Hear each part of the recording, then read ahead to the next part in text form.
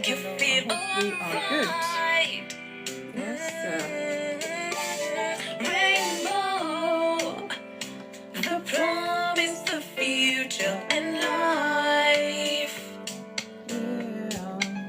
Let the light that's within me shine to the whole world, whole world.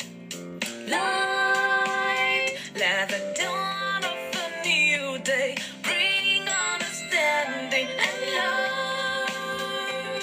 Oh, inside, inside, yeah. Inside, inside, bringing hope and make you feel alright. Rainbow, the promise, the future, and life. Hello, Let the TCFA. I see you. me shine to the whole world, whole world. Hello, hello, hello. Good evening to Let the you. dawn I hope we are of a new good. day bring understanding and love. Oh, inside, inside, yeah. Inside. Hello, Na. How are you? Welcome, welcome. I see you. CCFA Shell, it's been a while. I'm even trying to see the picture to see who exactly is. But I hope you're good. It's been a very long while, I guess. I hope life is treating you well. Shell Benson. Yes, you're good. I'm good as well. Thank you so much, Woman of Purpose. Thanks for joining in early today. No, I'm not dissing you. I mean, you know. Bonsoir, Abide, I see you. You're saying bonsoir, Abide, Aweso. It's bonsoir, good evening. Good evening to you as well. Let me say it in English. Oh, thank you for liking the live already. Thank you, Shell. I hope you're gonna stay till after my talk so you can come and share with us as well. Thank you, Woman of Purpose, for the bracelet. God bless you. Thank you so much. Abide, oh, I see the face emoji. Thank you so much for the heart to me. Yes, please, like I always ask, you know what? I need you guys to help me send it to all your friends. You might say, for me, I've got a long list. I know. But you know, the fastest way, guys, is click down on your screen for like 2 seconds.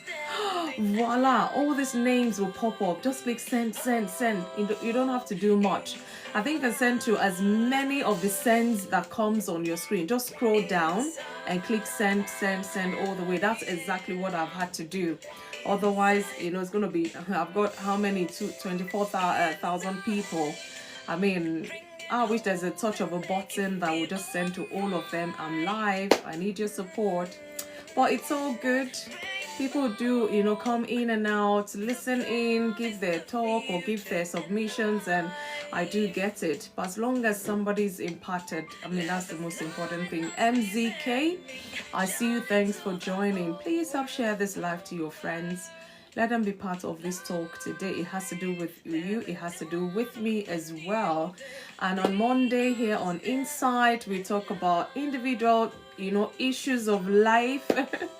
Things that we're not necessarily comfortable talking about. Ideals here on Insight on Monday to talk about these things so that we can, build our better self, enjoy our lives, whether you're single, whether you're in a relationship, whatever the situation may be with you. But there's certain talks like, we tend to shy away from. And I say this is a space for such talks. And today you're welcome. Today's topic is quite interesting as well. Being single. This topic, we're going to dissect it today because there's so many aspects to it. The wrong impression, out there in the society, even within your family, with colleagues, friends. We're going to talk about it because it's a thing really, and we don't want people to shame others because they are single. Miss Doris, I see you. Ade Bless, thanks for joining. I see you, Richie or Richagni, I think. Thank you so much for joining. Please help share to your friends. Let them be part of our talk today. I'm going to be kickstarting, whichever one. Oh, sometimes grammar will fail me. Corey Smith, I see you. Thanks for joining. Happy Monday, wherever you're joining from. Or it could be Tuesday. Who knows? You know, these things you can't really, there's no cut and paste as such. But thank you guys, wherever you're joining from. I really, really appreciate everyone. Thanks for joining me on Insight with FunmiRoyal today. It promises to be interesting as usual. And I'm going to start off with my talk and add a bit of flesh to it, get our thinking caps on. And like I say, no matter how much I treat this topic, I cannot really do all the justice to it. And that's where you come in, you know, to share one or two things so that we have better understanding, so that we can go out there and do exploits and live a better life, a good life as an individual, so that we rub off positively on everyone around us. Yeah, that's the whole idea. Izegbune, I see you. Thanks for joining. You are welcome. Please click down on your screen for like 2 seconds. Names will pop up. Help send to all of your friends. Lizzie, Lana, I see you. Thanks for joining. So I'm going to start off with the talk today. And like I always say, put on your reflective cap and think about these things, especially if you're a single person. Whatever single life or singlehood you're in, please listen. Let's think about things and let's talk about things so that we can enjoy our life no matter the phase we're in. I see you, Esther. Thanks for joining. Please share this live to your friends. I promise you they will not regret joining us here on Insight. So I'm going to go into the talk, and I have my puzzle today. For like a couple of weeks now, we've been ignoring the puzzle. But don't worry, this one is not meant to chase you away, but to help us think a bit, you know, just to have fun when things get a bit heated up.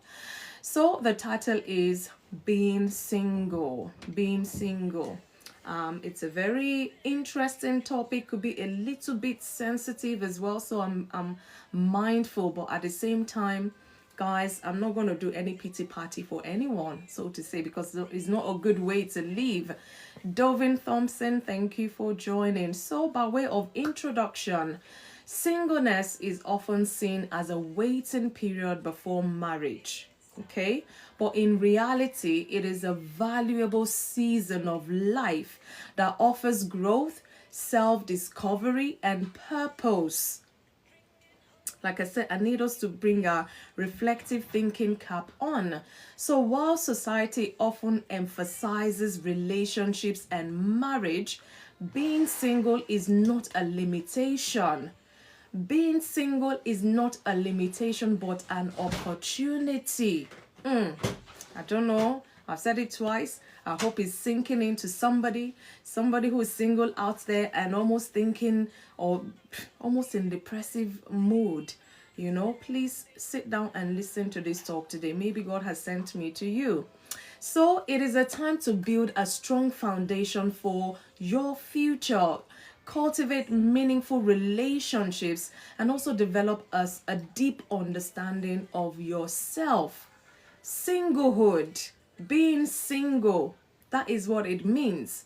It's a time to build strong foundation for yourself, a meaningful relationship such that when you're now eventually married, you have those meaningful relationship, you know, around you, supporting you. And also being single is a time to develop a deep understanding of yourself. Imagine you want to go into a relationship and you don't even know yourself. How do you expect your spouse or your partner to know you? So leave them for now. Let's deal with ourselves so that we are whole and complete. I don't want to go and be a better half to somebody. I want to be a complete package. What do you think, guys? Complete package or 50-50, as they say? No, we are not doing that. So in our talk today, we're going to be exploring several aspects of being single. We'll explore the meaning and the misconception of singleness, because there's a whole lot out there. By the time I start talking now, you will know. And maybe sometimes you really don't pay attention to it. You just hear people talk, yeah, you just, pass by and all that. But it's time to pay attention to it. We're going to explore the benefits of being single, the challenges of singleness, and how to navigate them. I can't leave you dry, guys, know that. So if I bring the challenges, of course we have to find a way to navigate into that solution as well. And then again, we'll talk about how to maximize the single season. Mind you, I said season, and season come, season go.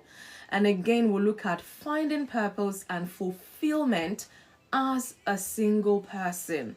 Okay, so it's not all that bad. Don't let people paint singlehood or singleness. Is there a word like singlehood? Please help me Google and find out before I start scattering the airwaves now.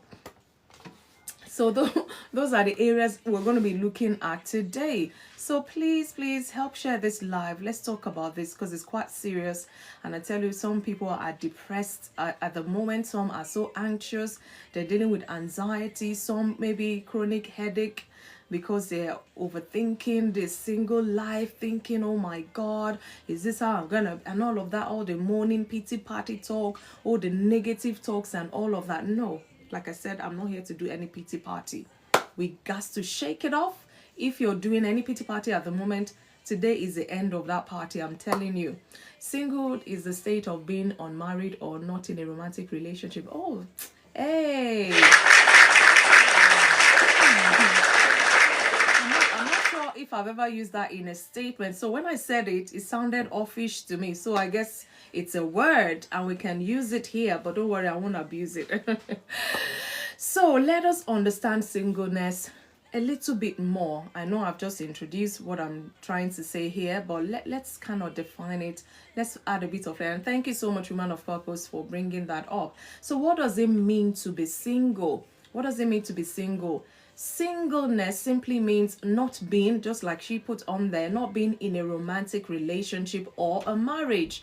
It is a phase of life that can be temporary or long term. It depends. Every individual is different, but it should never be viewed as a period of lack or incompleteness, especially that incompleteness. I'm going to break it down some more. So, guys, that is what that means. Singleness, that is what it means. Being single, that is what it means. So now let us, dig deep further deep into it. Some common misconception about singleness. This one is very crucial. I need us to hear it, because a lot of people are worried. A lot of people are not looking at life in this perspective. And that's why we're here to talk about things further, to challenge our negative thought patterns and bring in the positive ones so that we don't die of depression. Faith Austin, I see you. Thanks for joining. Kian Gin, I don't know. Kian Jin, you're welcome. I don't know how to pronounce your name. Junior Jabalera, I see you. Thanks for joining. My goodness, guys, if I bite myself, you lot, okay, you buy me ice cream today. Okay, so let us look at common misconception about singleness. And I tell you, like I say, sometimes people or single people don't pay attention to this. Rather, they see it as a problem. They see it as something negative. No, I know there's some misconceptions out there, and that's why we're here to correct them. Do not think negative, especially if you're a single person. Yes, thank you, Woman of Purpose. Let's share to our friends. It's quite interesting, and I bet it will liberate a lot of single people out there. Okay, singleness means loneliness. Have you ever heard that before?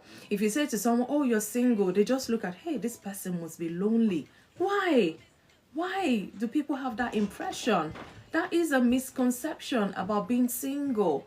Many assume that single equals being lonely. Says who? Hello? Says who?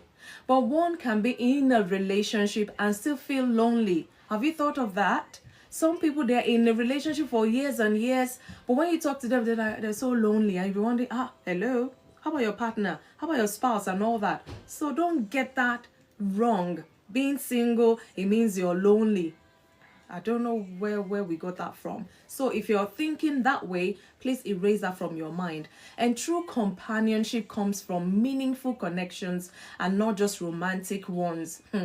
Go and ask your friends who are married. They will tell you stories now, you know. So another misconception about being single is that single people are incomplete. Juliana, do you think so? Single people are incomplete. Why would anyone think that way? A person is complete within themselves. Triple A, I see you. A healthy relationship is a partnership, not singlehoodness. Hey, Lord help me. A healthy relationship is a partnership, meaning you have to be healthy coming in there. Your partner must be healthy coming in there. And it doesn't mean you're not complete coming into that relationship, so to say. So, not a requirement of wholeness, but partnership. A person is complete within themselves. I say, as you are single, you're out there. You are a whole human being, a whole individual of yourself. Don't let anybody say to you, oh, until you're married, you're not complete. Hey, have you heard of Enoch? Please, woman of purpose, help me look for the female version of Enoch. I don't think I know. Enochres. Enocha. Please, if you can find the word. You know, a man that is celibate or that is not married is Enoch. What is the female version of that? Relationship should be two complete people coming together. Exactly the point. So, do not let people say that. That is a misconception as well. Another one people say is singleness is a sign of failure. Hello, where is the dictionary people are getting this from? Or where is the encyclopedia people are getting all this from? I honestly don't know. So if you're out there, you're single, and you're thinking because you're single is a sign of failure, please stop torturing yourself. Please, let today be the last day you ever think that way. Not being in a relationship does not mean something is wrong with you. Do you know that some people, they're even whole in themselves, they're okay, and they go into a relationship and they're something else. The person is bringing out the worst in them. Have you thought about that as well? Know that singleness, it is an opportunity for you to grow and prepare for your future. So don't let anybody come and say, look at your age, you're still single. Hey, this person must be a failure. That does not define you, please. Don't let anybody define you by your singleness. It's not, it doesn't mean you're a failure. And if you go about, you've been thinking that way that, I knew it. They said it, until I marry or this and that, I will just remain a failure. And you do one or two things, you failed at it. You say, there it goes. No, mover, welcome, I see you. So please, singleness is not a failure. It's not a sign of failure. It has nothing to do. Who says married people don't fail or they're not failures? Guys, we need to be balancing this thought of ours. Otherwise, we'll kill each other of depression. I don't want to keep using that word, but you get my gist anyways.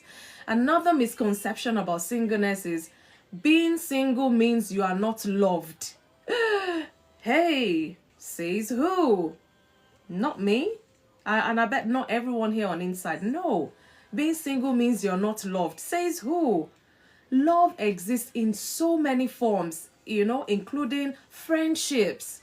Some people, they're in a friendship relationship and honestly, they will do anything and everything for one another because the love there is strong, is genuine. It's honesty. It's all of that thing.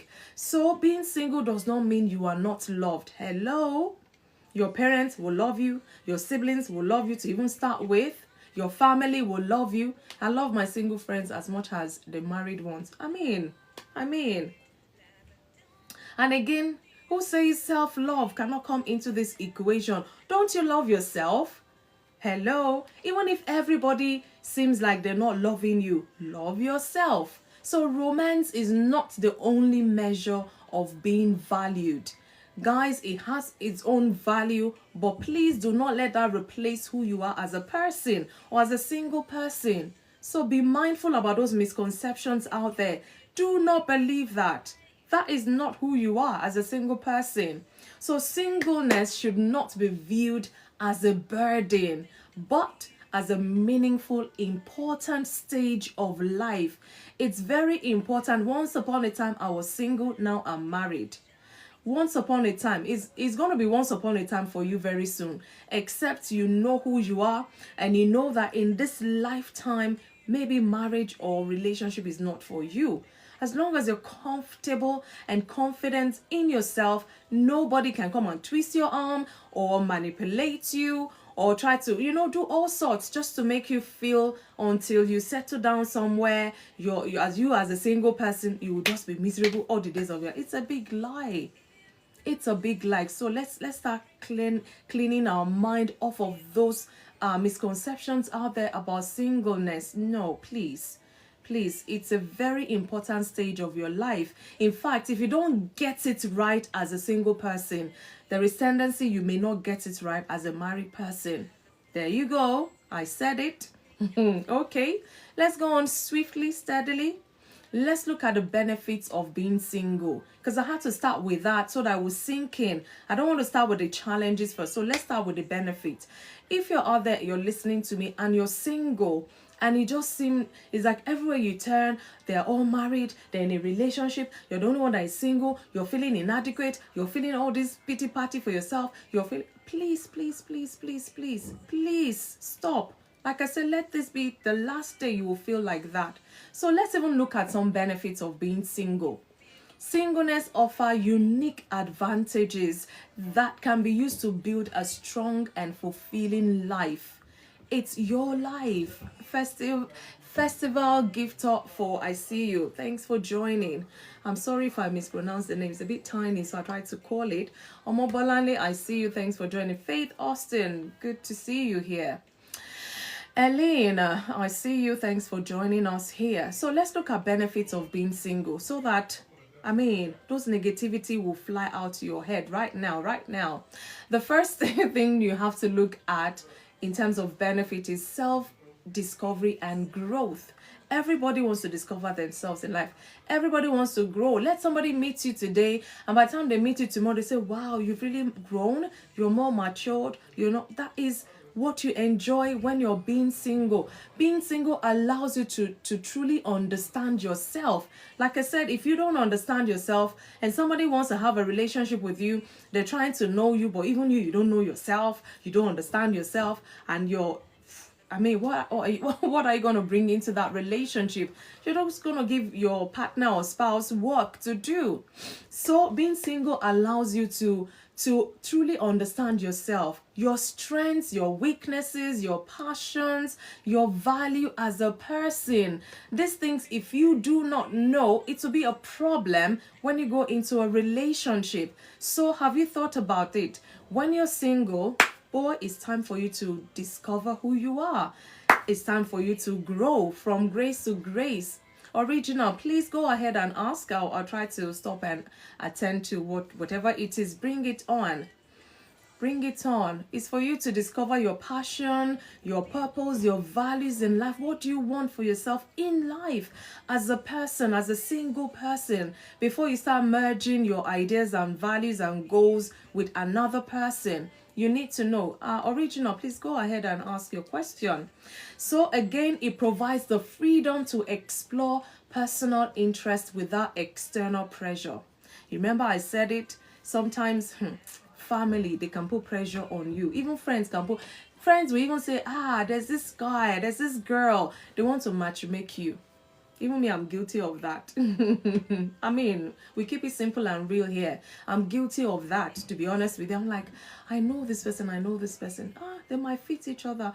And I'll speak to A, I speak to B. If you're interested, only if you're interested. Don't think because it's for me, I'm not going to be in that relationship with you. So only if you're interested before I would speak to this person about you or whatever.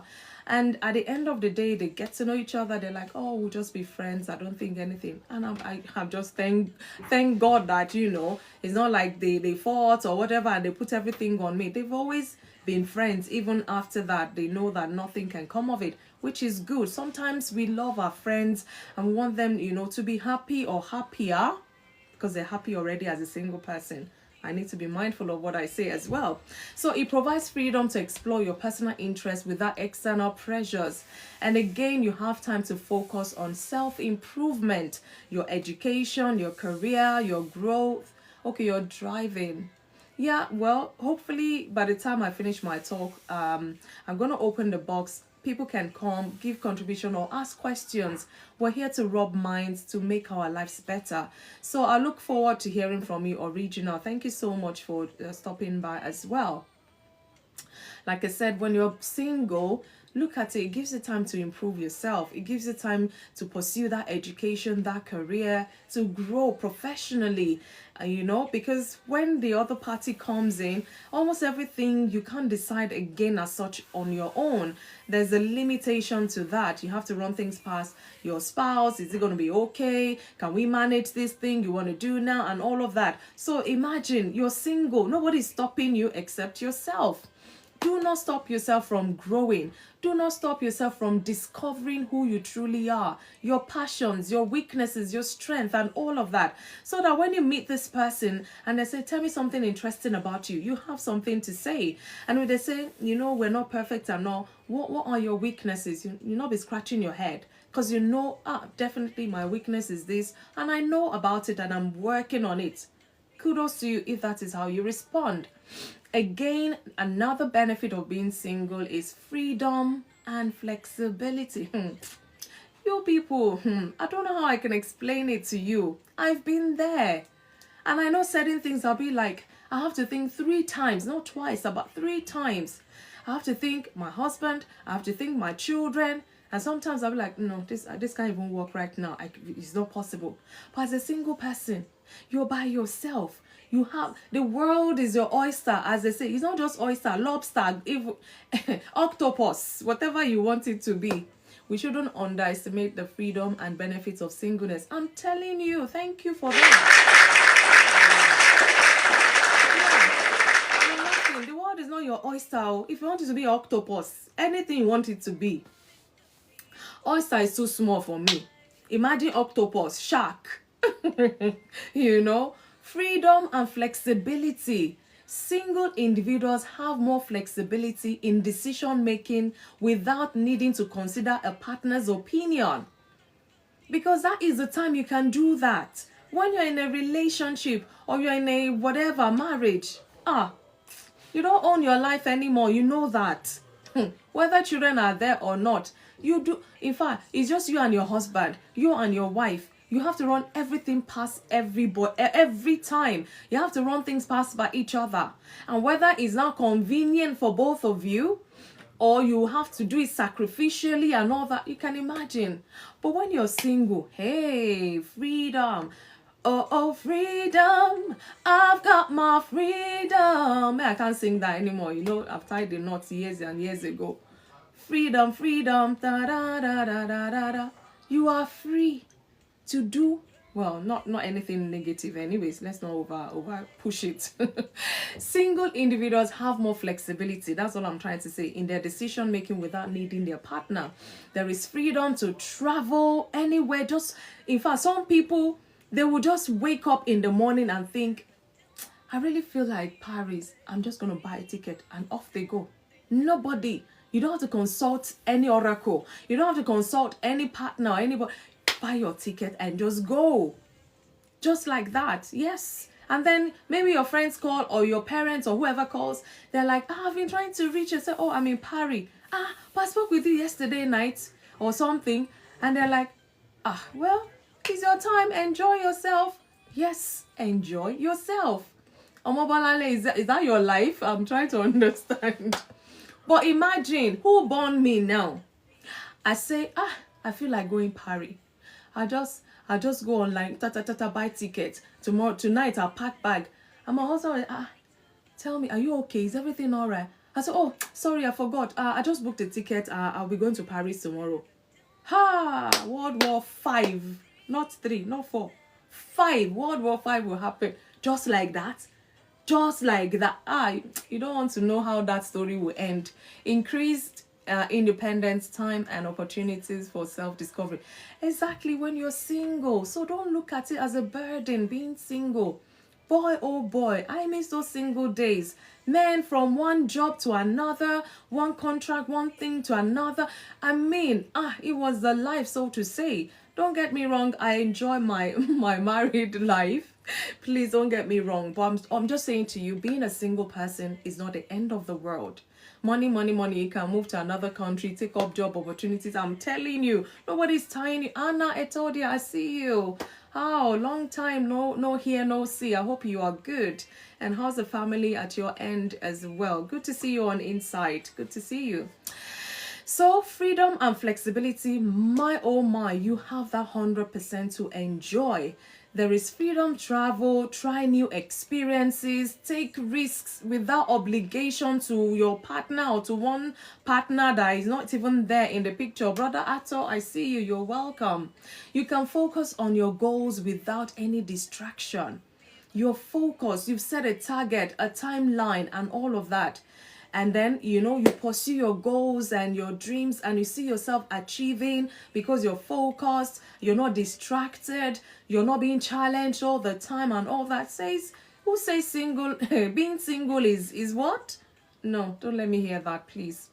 Again, stronger relationship with friends and family. As a single person, you can, in fact, any party, any family member, you are there to go. Any gathering, any event, you are there to go. Whether you have +1 or -2 or whatever it is happening, then you are good to go. Not that you say, I can't make it, and then you feel bad, you can't go to the event because your spouse cannot go, because if you go, everybody will be asking, where's your partner, this and that, and in fact, you will not even enjoy the party because it's a drag. But if it's just you say, look at my bobo, look at my babe, she's here, how's life and all of that. So there is guys, you don't know what you're missing on, or if you're wallowing in those misconceptions, it helps you to bring to have strong relationship with your friends, your family, because you have time for them, to building that relationship with them. Singleness provides more time to nurture relationship with friends and your family.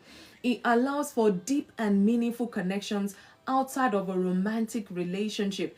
Have you ever started a new relationship, maybe relatively like 6 months, and then your partner is telling you, that's your friend, I don't like them, you have to stay away.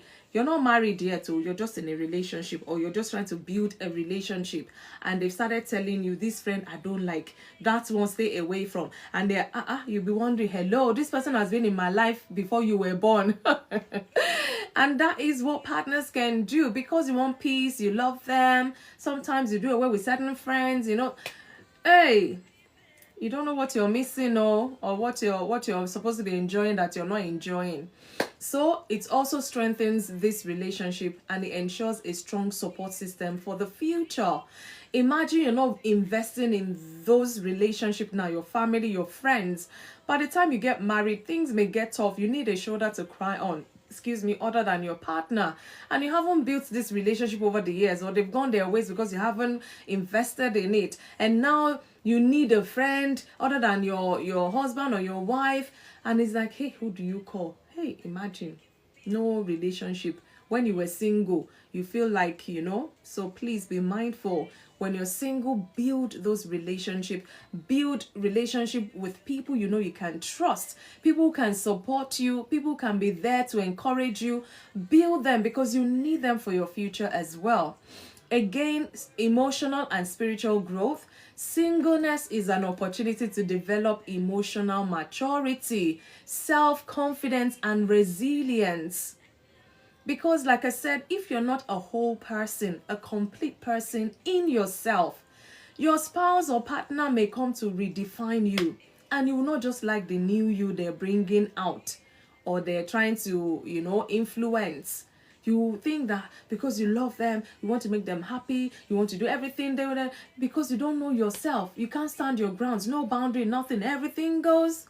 There's a song like that. Hey, I don't know why I'm singing all this song today. Are you that type? because you don't know yourself. You've not grown emotionally, even spiritually, whatever your faith is. Have you grown in yourself to be confident in your faith, to be confident emotionally, and all of that?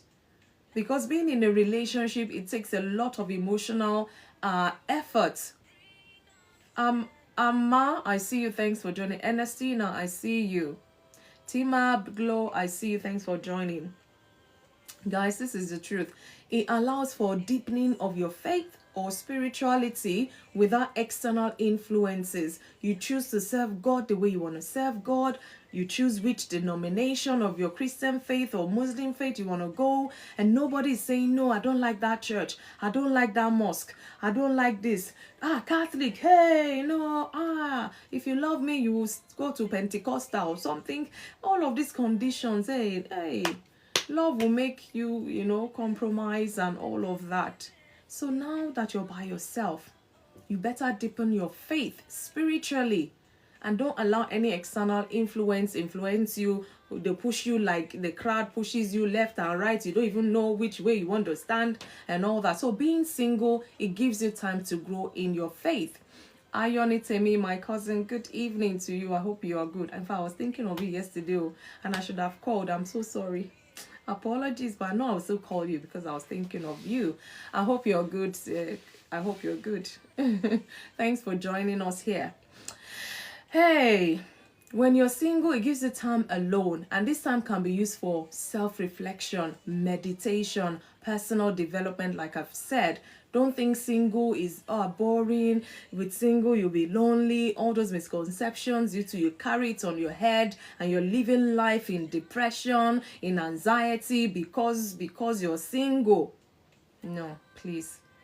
Again, let's enjoy it. Let's enjoy it while it lasts. Hey, I'm talking about the benefits of being single. You can see all these benefits I'm listing. And there's so many. Like I said, if I had to, even if I have a whole day to talk about it, I can't cover it all. And again, another benefit is gives you the opportunity to prepare for the future. How you're wondering. Many successful marriages are built on the foundation of two whole individuals coming together. Look, two whole individuals, not half. Imagine, half and whole is not balanced. Two whole people coming together. Leslie, good evening. How are you? How's your day? How's the week starting off? It is well, because we have all these misconceptions about being single or even being married. But each phase will teach you its own life experience. Don't worry, it will bring its own life experience. Singleness helps in understanding what you truly want in a partner. Just like if you know yourself, oh my goodness, you have self-worth, self-esteem, self-confidence and all that. And you sit down, you reflect. Come to think of it, if I were to start a relationship today, do I even know the kind of a man that I want? Do I know the kind of a woman that I want? Just because even me, I don't know myself. I'm still trying to find myself. I'm yet to discover myself. And now I want to go and hang myself or hand over myself to somebody who probably is still struggling to know themselves. And then we're trying to find ourselves. I say, because you like this, you push this attitude to me. I push that habit to you. And, we're trying to form each other, so to say, because we don't know ourselves. We have not built ourselves in that singleness, in that single life. The grind is tiring, but we are good. We thank God. We thank God for grace. So imagine, benefits of being single, it gives you the opportunity to truly know what you want in a partner. So that every Tom, Dick and Harry will not just come and lump themselves on you. And you feel so emotional, you just have to accept all of them. Like, no, guys, please, thank you. Let's keep tapping and take it up today. Please. Let's see if we can reach 50,000 likes today. I'll really appreciate it. Singleness benefit, it's a time to set financial, emotional, and personal goals before entering into a lifelong commitment. If you're single, you don't know how to manage money.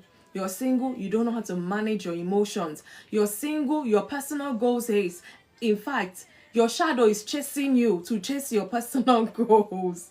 Imagine when you now enter into a relationship. Who are you? Who would you be when you don't even know yourself? You don't have any boundaries. Anything goes, like I said. So let's be mindful. All of these things I've mentioned is something you ought to be enjoying or to pursue when you're single. Don't be negative in your thinking about being single. Please, it's not a way to live that single life. It's not. Being single does not mean you're not 100% happy. No, none of those things. So rather than viewing singleness as an empty face, because some people see it as, it's like, nothing is happening. This until they get married before life can happen. No, don't look at it as as an empty face, but rather look at it as a season of preparation and growth. As an individual, as a person of your own, have you come into your own, into yourself, before you now even bring somebody to be part of that? Are you feeling incomplete and you feel you need somebody else to come and make you feel complete? You're wasting your time. You are wasting your time if that is your school of thought. Okay, at least I've mentioned enough benefits and there's so many more. I'm trusting you guys to come and share many more with us. So let's look at the challenges, because there's no phase in life that you're going to talk about. You will not talk about the challenges. It's good that we've looked at the benefits, like I said, but let's look at the challenges singleness can face. But at the same time, as we're talking about the challenges, we'll talk about how to overcome them. I'm not going to leave you dry. Don't worry. I won't hang you. So we'll look at the challenges of singleness and how to overcome them. So if you're there listening, you're single and you're thinking, oh, thank God she's mentioning this now. Check yourself. Like I say, self-reflect. Because there's always a way to overcome whatever challenge you face as a single person. Married people face their own challenges as well, and they have to overcome it, whether they like it or not, whether by hook or by crook. They have to face it so that they can enjoy their marriage relationship. So guys, don't forget, on Thursdays I always come back here on Insight, 8 p.m. UK time, and we talk about marriage relationship talks, that talk that husband and wife shy away from. Come on Thursday and we will talk about it here on Insight. So please do not miss that as well, just to throw that in. So let's look at challenges of singleness and how to overcome them. I probably have mentioned it in here and there, but just to put a bit of focus to it. So while singleness has many benefits, it also comes with its own set of challenges. And the truth is, like I said, is a challenge that can be overcome. Don't dwell in that challenge. Don't feel life has ended here in this challenge. There's always a way to overcome that. And this is what I'm going to say next. While singleness has many benefits, like I said, it comes with its own set of challenges. The first challenge, hey, you don't need a prophet to tell you, is loneliness. Okay, it comes as well. You might feel lonely, you feel you need company, and your friend, you're even calling them now for the last 2-3 days, they're not picking. You feel lonely. Imagine if I had a husband, if I had a wife, I would not feel this loneliness. You moan and groan and all of that. But the solution, or the way to overcome that, is build a support network of friends and family. Like I said, some of these things I've said it already, but just to put perspective to it as well. Engage in social activities and hobbies that bring you joy, so that the only time you're probably feeling somewhat lonely is when you're about to sleep, because you will sleep off because you're tired, and you're not sit down and be doing pity party over loneliness. So if you feel you're lonely, maybe you're not giving support network to those friends enough, or you're not building that family relationship the way you ought to. There's always a lot of things you can engage in so you don't feel lonely. There's some social activities, hobbies that can bring you joy. Find something to do, something worth your while, something interesting to you, something that'll make you happy. Because if you're waiting for somebody to come and make you happy, what if they don't come? You just be miserable all your life. Why? So that is the solution. Build strong support that when you're feeling somewhat lonely, in fact, there's somebody you call, they will make you laugh. You laugh it off and like, why were you feeling that? And that's the end of that loneliness or whatever it is. No matter how long you're in this phase of life, this singleness phase of life, this is what you can do. Build that support network around you. I didn't maximize my singlehood and I had to do the work in my marriage. A struggle. You see? There you go. Thank you for that. Again, another challenge is the social and family pressure. Hey, I don't even know how to say this one. Social and family pressure. Everybody is going to that event of the year. Ah, hello Tolu. Oh, you're bringing your +1. Oh, okay. How about me? Oh wait, I have another call. I'll call you back later. And then obviously somebody's calling for real. Let's assume. Like, hi TY, you okay? Oh, are you going to that event? Yes. Oh, my +1. In fact, I can't wait to introduce them to you. It's like, TY, hello, are you still there? You start ruffling some crispy thing. Oh, the network is bad. Are you hang it? Hey, everybody's going with their +1. Hey, only me. I'll just walk in there like no man's business. They will not even give me attention. You start thinking of all the negative and or should you go online, rent a +1, rent a boyfriend, Google a boyfriend. You know some silly things people do when they're single, and you feel because everybody's coming with +1, you too, you must come with your +1, even though you don't have any +1. You're having sleepless night. Rent a +1. Thank you, my sister. And then you put this family societal pressure on yourself. Why? Who has forsaken you? You, this single person.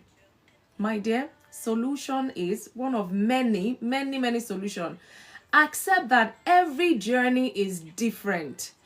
Every journey of life is different. Politely set boundaries with those who pressure you about marriage, especially those friends coming with +1. Oh, guess what? I'm going to be the hot stepper at that event. I am coming in with me, myself, and I. Check me out. In fact, that should be your attitude. Don't let them say, oh, my +1, I can't wait for you to meet my... You're happy for them. Oh, thank God they have a +1.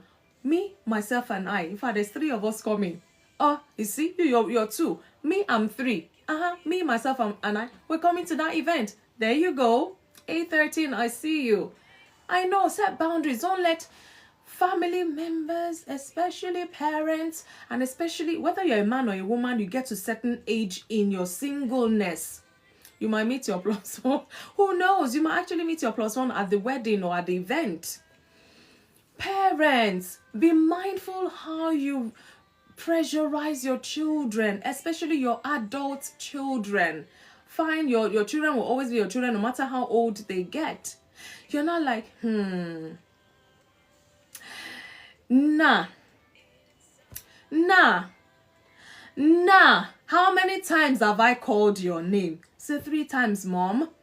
You know when they put those drama, you know where they're going, but you want them to land.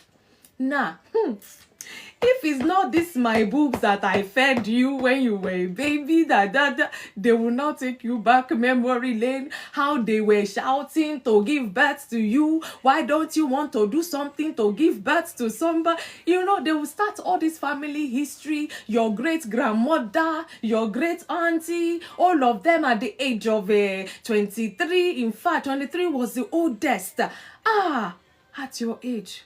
I can't even imagine I have a 40-year-old who is still telling me they're enjoying their single life. You know, they will start telling tales. Thank you so much, 813, for the heart me. Do you know, guys, what I mean? Especially when you come from the part of the world that I come from. Lord help us indeed. And they will tell you, in fact, sometimes when you hear phone calls, say, are you home? I have holiday. When can I come and visit? Say, Mom, I'm traveling. I'm not going to be around. Maybe when I come back, I'll call you. Because, they're coming to... You are still single at this age. Please set boundaries. Especially parents, because you're now a full-grown adult. Your life is in your hands. We thank God they gave birth to us. But a time will come that they have to let you go. And if you're the type that you're still discovering yourself, they will toss you like, as they play table tennis, back and forth. back and forth. You go and meet auntie, they will give you sermon. You go and meet uncle, they will give you sermon. You go and meet elder, they will sit you down and tell you the life story of your, you know. So set boundaries. Don't let anybody put pressure on you, because tendency is you're not settled to go into that relationship and it might not turn out well because you're pressurized. So know that the power is in your hands. Do not allow social and family pressure. Please, they'll bring your husband. I know. I've seen lots of movies like that. They will knock and bring somebody, especially when it's a man that refused to marry. They will go to the village and bring one virgin. They say she's a virgin from the village, not knowing that all the boys in the village have gone around this person. You know, don't let's go into a Hollywood movie. But what am I saying here? Please do not allow even parents to pressurize you. Enjoy that singleness as long as you're happy. That is the bottom line. As long, who knows, tomorrow you might just meet somebody and then there you go, you started a relationship. But whilst you're single, do not be miserable. Do not allow pressures. It's not a good way to live. And this challenge, let me drink water so that I can talk about it. Guys, this one I'm going to say, it's very crucial. Leslie say it is both our African and Western culture that doesn't recognize the purpose of being single. So we can't afford to just keep quiet and allow people to be living in misery just because maybe they're not outspoken or they can't speak for themselves in a way. And that's why we're here on Inside to talk about these crucial talks that is kind of disrupting people's individual lives. Thank you, Leslie, for putting that out there. This next point, I'm going to say it with all carefulness, because you might say, Funmi, you have been married, you're enjoying, this and that.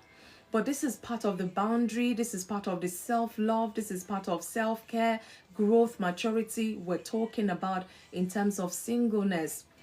Challenge that a single person will face is desire for romantic love. Desire for romantic love. Some men may feel they have this desire, but no girl is forthcoming, and they might take to other vices like maybe, you know, all those, you know, paying people to satisfy themselves in a romantic way. I don't want to, but I'm sure you get what I mean. It's very crucial that you don't put yourself in this bondage. Okay, so it depends on what you're engaging your mind in, other activities you're engaging in. Sometimes you might sit and watch a movie and then, you know, you feel this romantic love, need, urge, and all of that. Do not put yourself in that situation, most especially when you're not in a relationship or marriage relationship at that. Some may say you're too hard, No, you don't want to go and carry something from somebody and take it to somebody else. Please, because there are consequences to these things. So desire for romantic love is a challenge because body no be firewood, as my people will say. I get it, I understand. More so you're a mature adult and all of that. I get it. Acknowledge your feelings without letting them define your happiness. Acknowledge those feelings. Yeah, you feel sexual, you feel romantic, or you romance, or you feel love and all of that, but there's nobody to share it with. Do not beat yourself because of that, and do not expose yourself to where you get so vulnerable that you just lay with any Tom, Dick and Harry, or any Harriet for that matter. It's very important. You need to keep yourself, love yourself enough to keep yourself, because there is no, you might think you're enjoying life with this person, that person, and all. There are consequences to these things. So be mindful of what you take part or you engage yourself in. Okay, let those things not define whether you feel happy, elated, and all of that. No. Focus on self-love and developing meaningful non-romantic relationship. Like I said, there's some people, once you call them like this, in fact, in less than 5 minutes, you'll be laughing and be rolling on the floor. And there goes that desire. Because otherwise, if you let that desire linger on for so long, that's when you go and entangle yourself with someone you know you're not interested in, or someone, self-control, discipline. So be mindful, because these urges will come. You're human. And when you're not prepared mentally to handle that, you're bound to go and do and undo. Say, it was a one night stand, I regret it, da da da. You don't want that. You don't want that. So be mindful of the activities and the things you engage yourself in. So of course that is a challenge. Another challenge is fear of missing out. They call this one FOMO, fear of missing out. You think you've missed out on a lot. I hear these people when they're married, this and this happens to them. They're enjoying life. For me, I'm suffering as a single person. You start bringing all those. No, please calm down. My solution for you about that, if you feel you're missing out or whatever, remember that marriage has its own challenges, people.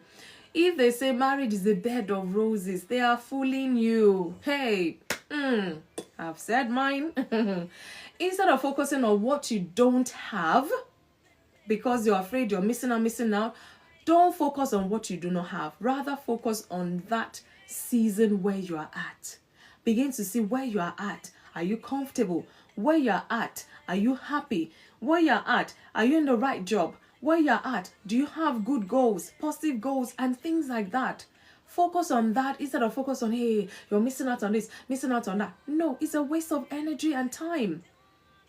Okay? Don't focus on the things you do not have, because it might take you a while to get them.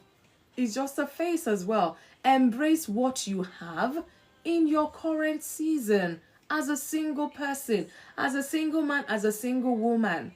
Lady Bernice, Bernice, I see you. Thanks for joining. Another challenge singleness can bring as well is self-doubt and insecurity. I've practically said it, here and there. You doubt yourself because there's no spouse or partner to validate what you've done, or to even acknowledge what you've done, or to say, well done, kudos, yay, rooting for you. And you doubt yourself. You feel so insecure with yourself. It shouldn't be so. Work on your self-confidence. As a single person, if you're having insecurities, sit down and analyze. Think about it. Reflect on it. Why are you feeling this insecurity? Begin to write things down and address it. Work on yourself, personal goals, and appreciating your unique journey. Like I said, once upon a time I was single. Now I am married. That will be your story. Except you have resigned to faith that marriage is not for you. Kudos to you, and I applaud you. And there is no crime in that either. So don't let anybody pressurize you to do what you do not want to do. 44, I see you. Amaka, thanks for joining. So understanding that challenges are part of every life stage, whether single, whether married, whether widowed, whether widowed, or whichever way. Every part of life stage comes with its own challenge. So embrace your singleness with a positive mindset. That is the only way you can enjoy life before Mr. Right comes, before Mrs. Right comes. Again, let's talk about this quickly. I'm mindful of the time because a lengthy one. How to maximize your single season. I've said it already, but I'll let us know again. How do you maximize your single season? So instead of waiting for marriage, use singleness as a time for growth and fulfillment. Invest in yourself. Pursue your education, your career, your goals, your personal development should be topmost on your mind. Take care of your physical and mental health. Some single people want to be married, and married people wish to go back to singlehood. Loud and clear. Tell them, woman of purpose. They don't know. Hey, you wish, if only you knew. I would have enjoyed my single life. Or let that not be your story, or let that not be your woe or tales. Learn new skills and explore your interests. Like I said, travel the world, pursue that career, go back to school, go do your PhD, go do whatever you want to do, explore, research, investigate, do anything you want to do. Go do that bungee jump or whatever, because your spouse will come and say, you want to die on my neck, no bungee jump for you. Go and do whatever that makes you happy. Invest in yourself. Oh, they have come again. TikTok has come again. Thank you. Okay, I'm not a robot, I'm here. Invest in yourself, guys, whilst you're single and whilst you have the time. Because when you have to go back to school, it takes time. time that your spouse may be wondering, you're not thinking right about this thing, or are we, woman of purpose, it is fly on the window syndrome.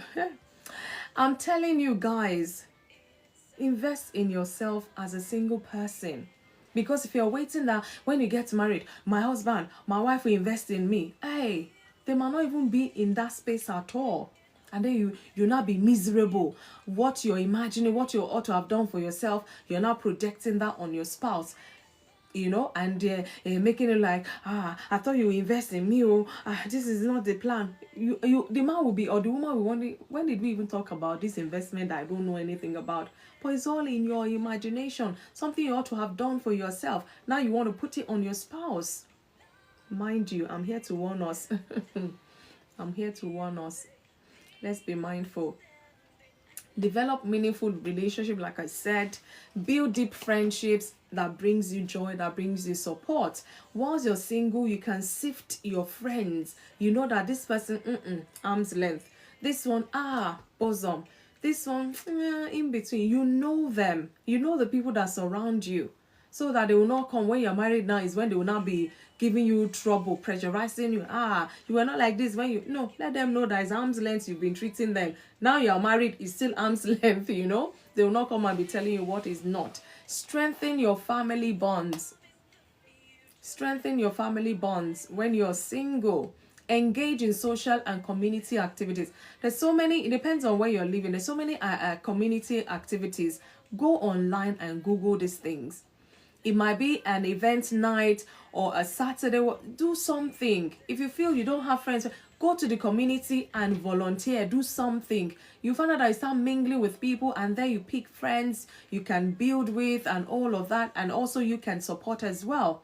Engage in community activities. Don't be shy. Don't say, I'm single. By the time everybody is introducing themselves, and me, I'll just say it's me, myself, me and myself, and me and my. I start feeling pity. Please enjoy your single life. Please. Again, discover and pursue your purpose. When you're single, it's easier done. Easier to be done when you're single. Because what if your spouse does not share your ambitious plans and all of your goals and things like that? And it will take you another 5 years to convince them how this is your goal. 5 years of your life gone. And as a single person, within 1 year, you can achieve those goals. There you are. So, get involved in meaningful work and volunteering. Like I said, discover your purpose in life and pursue it whilst you have the time. Explore your hobbies. You don't know everything in life that you like or you don't like. That is your time to explore. I mentioned bungee jumping. Until you explore bungee jumping, whether you like it or you won't like it. And now that you're married, no bungee. No bungee. Someone will tell you can't go bungee jumping. But I say, well, at least I enjoyed it while I was single. There you go. Your passions and things that bring you fulfillment is what you should be engaging in as a single person. Find a sense of purpose beyond that relationship, because relationship brings its own challenges. I cannot overemphasize that. So nowhere is a bed of roses. You might think as a single person, these are the challenges you face. Who tells you that married people are not facing their own? Please. It's just like from fry pan to fire or fire to fry pan, whichever way. There is nowhere you are, no phase of life that you're in that it doesn't come with its own challenge. Again, enjoy your independence. Hey, I cannot overemphasize. Travel. Explore new experiences for yourself. At least if this person comes and say, tell me something, you say, oh, I love to travel. Oh, I love this, I love that. Because you know yourself, you know what you like. And they're hearing now. Not that when you're not in that relationship, all the things you enjoy doing, they'll tell you can't do it anymore because you love them, you don't love them. All this manipulation sometimes comes in. Single life is slightly easier when you have home support, or else it is quite tough. Of course, I know it can be tough. That's why I said the world is your oyster. No, in fact, the world is your lobster. No, the world is your octopus. Let me not start. It could be tough. There is no tough situation. You have to be tough. I said tough times don't last. Tough people do. Appreciate your flexibility in that singleness. Okay? Appreciate that flexibility that comes with being single. Because once upon a time, I was free. Now I am no longer as free. The things you could do easily when you were single, now you're married or in a relationship, you can't do as easily because you have to have family meeting, partnership meeting, and all of that. And the outcome might just not favor you still.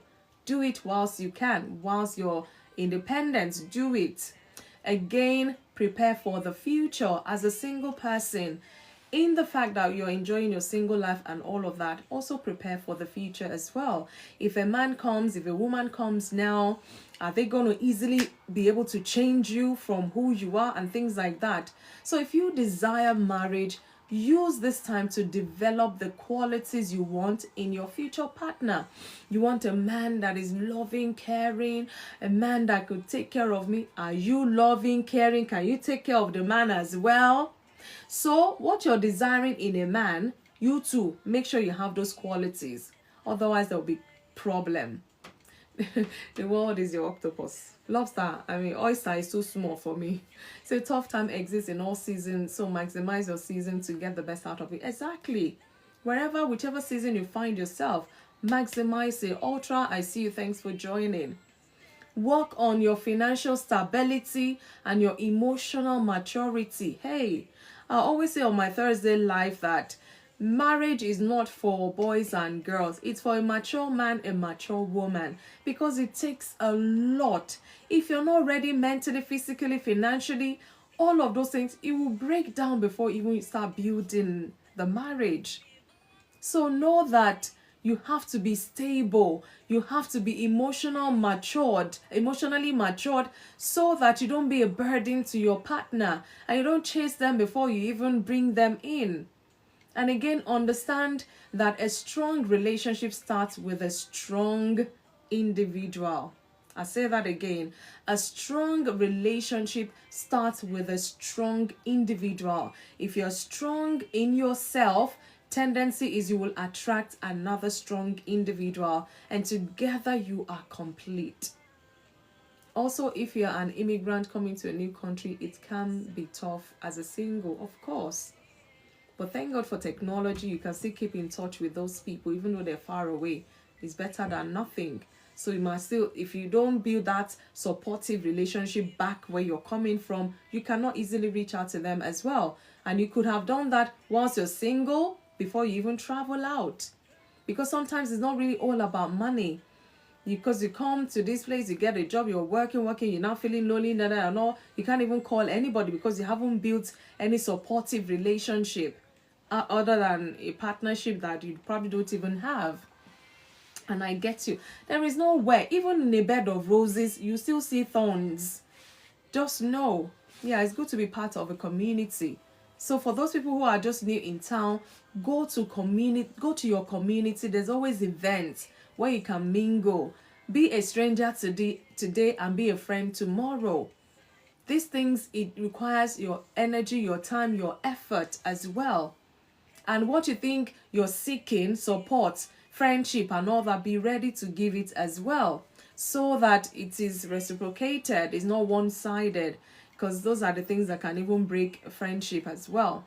So singleness should be an active, fulfilling and meaningful time in life, not just a waiting period for marriage. Oh my goodness, some people, they're just like potato cassava, ready to be cultivated and just taken away like that, and they're not living life. They just, they've said it, even some are even waiting for their family relatives to bring the man of their dreams or the woman of their dreams. So they're not doing nothing for themselves. They're not even lifting a finger, because they feel this spouse is coming to come and sort them out. It's amazing the things we still believe in this present day and age. Keep dreaming. woman of opposite. Learn to do good.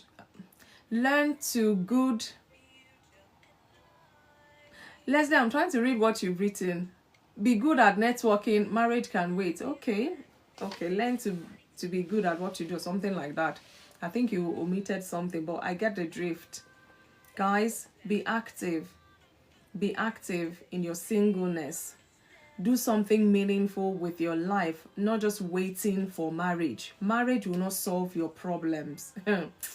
Okay. That's as far I would say that. So the last bit I want us to look at is finding purpose and fulfillment in being single. Being single does not mean you are without purpose. Hey, it doesn't mean that. True fulfillment comes from within you, and not just from a relationship. The things you might be hoping to get from a relationship, eventually you might not even get it from there. You might get it whilst you're a single person. You never can tell. That's why you have to be up and doing. Develop a strong sense of self-worth, so that when that person comes, they will see how you carry yourself, how you treat yourself, and they can't come and treat you anyhow. But if you do anyhow, anybody treats you anyway, and this person comes, everybody's treating you anyhow, they too will treat you anyhow. Married will challenge you more if you don't have a strong foundation of yourself. Yeah, exactly. Exactly. Thank you so much, guys, for the engagement. Pursue your dreams. Singleness provides the time and freedom to focus on your personal and professional ambition. Like I've said that a million times today. Use this time to build a life you love, so that when that person comes, they will love you, the totality of you. And nobody will now be, telling you, if you love me, you won't do this. If you love me, you will drop that. What is it? So that person coming into your life, they're not coming to redefine you. They're coming to meet a defined you. Best time to dream and work on your dreams is when you are single. Tell them, Leslie. Thank you. Find joy in your present singleness-hood life. I've added the two together now. There you go. Enjoy the beauty of life without constantly longing for what is next. Hey, am I going to meet Mr. Right? Am I going to meet Mrs. Right? That's all you're just thinking. May you not just give yourself, high blood pressure. Practice gratitude. Appreciate your singleness. Appreciate your singlehood. Appreciate it, because like I said, that time, it will pass, except you have said no marriage for you, which I understand all the same. Build a relationship with God. If you're a person of faith, or whatever faith you build your faith in God. Build your relationship with God. For those who are religious, singleness can be a time to strengthen yourself spiritually. You pursue your faith, you want to know more about your God, so you are already strong in the knowledge of this God you serve. And when this other person comes, you know who you are, you know your faith, you know where you belong. Seek purpose and direction through prayer, through meditation, through self-reflection. As a single person, you be by yourself. You can, everywhere's quiet, and you can think deep and reflect about the next phase of your life. Maybe the career, the business, the thing you want to do. You're by yourself. You have the time to. Not that the moment you sit down, you're thinking, honey, is the food ready? You say, oh my God, you're up and down. Hey, there goes the thought. Or there goes the dream, or whatever it is you're reflecting on. So, like I say, every phase comes with its own challenge. Okay? When purpose and fulfillment are found in singleness, life becomes meaningful, regardless of your relationship status. Life will become meaningful. Best time for self-awareness is when you are single. Those are people who were once upon a time single, and now they're married, and they can tell you they've lived both lives. I have lived both as well, no matter how short or long it was, but I've been in that too situation. And I can tell you, I love my family to bits, don't get me wrong. I wouldn't trade them for the world. But I'm just telling you the reality, that transition from being single to having a partner, there's a different ball game altogether. Some are not even prepared or ready for it. And that's why they're having issues, because they can't handle it. Anyways, guys, I'm going to be concluding so that we can come up and talk some more about this, because a lot of people are having heartaches because they're in this singleness life and they think the world is crashing on them and all of that. No. Embracing singleness with confidence is key. Singleness is not a curse or a limitation. Know that it is a season of growth, exploration, and self-discovery. I mean, otherwise, everybody would have been married from their mother's womb. The period to grow, mature, learn will not be there. The moment you're married, they carry you as a baby to your husband as a baby. You two gonna be feeding each other, and that's life or whatever it is. So instead of waiting for marriage to bring happiness, embrace the opportunities that singleness provides. There's a whole lot. If you have missed my talk today, please make sure you come back and watch the replay. I'm going to put the video up at some point. Come back and watch that, so that it's not just the end bits you're hearing, because I've broken it down as much as possible. Don't wait for marriage to be happy. Don't wait for marriage to embrace yourself and all of that. Marriage can be a beautiful part of life, but so can singleness. Marriage can be a beautiful part of life, so can singleness. True joy comes from within, like I've said, not just from a relationship. The one from a relationship is the icing on the cake. It should be, you have the cake already. The cake is already made. Now somebody is coming, they're putting icing on that cake. And guess what? Without icing, we can eat the cake. That's what I'm saying in a nutshell since 8 o'clock. My final thought for us is, your relationship status does not define your worth. Your relationship status does not define your worth. Live fully. Love yourself and embrace the journey you're on as a single person. Embrace it with joy, happiness. Singleness is a gift. I pray and hope you see it that way. Embrace it, enjoy it, guys, and use it to become the best version of yourself. I rest my case. My question to us is to all of us out there, really, whether you're on the FY listening or whether you're still coming back to watch the replay or whatever it is choosing, now hear me, is choosing to be a single person really a bad thing? Is choosing to be a single person really a bad thing? Thank you guys for listening. Make you feel alright.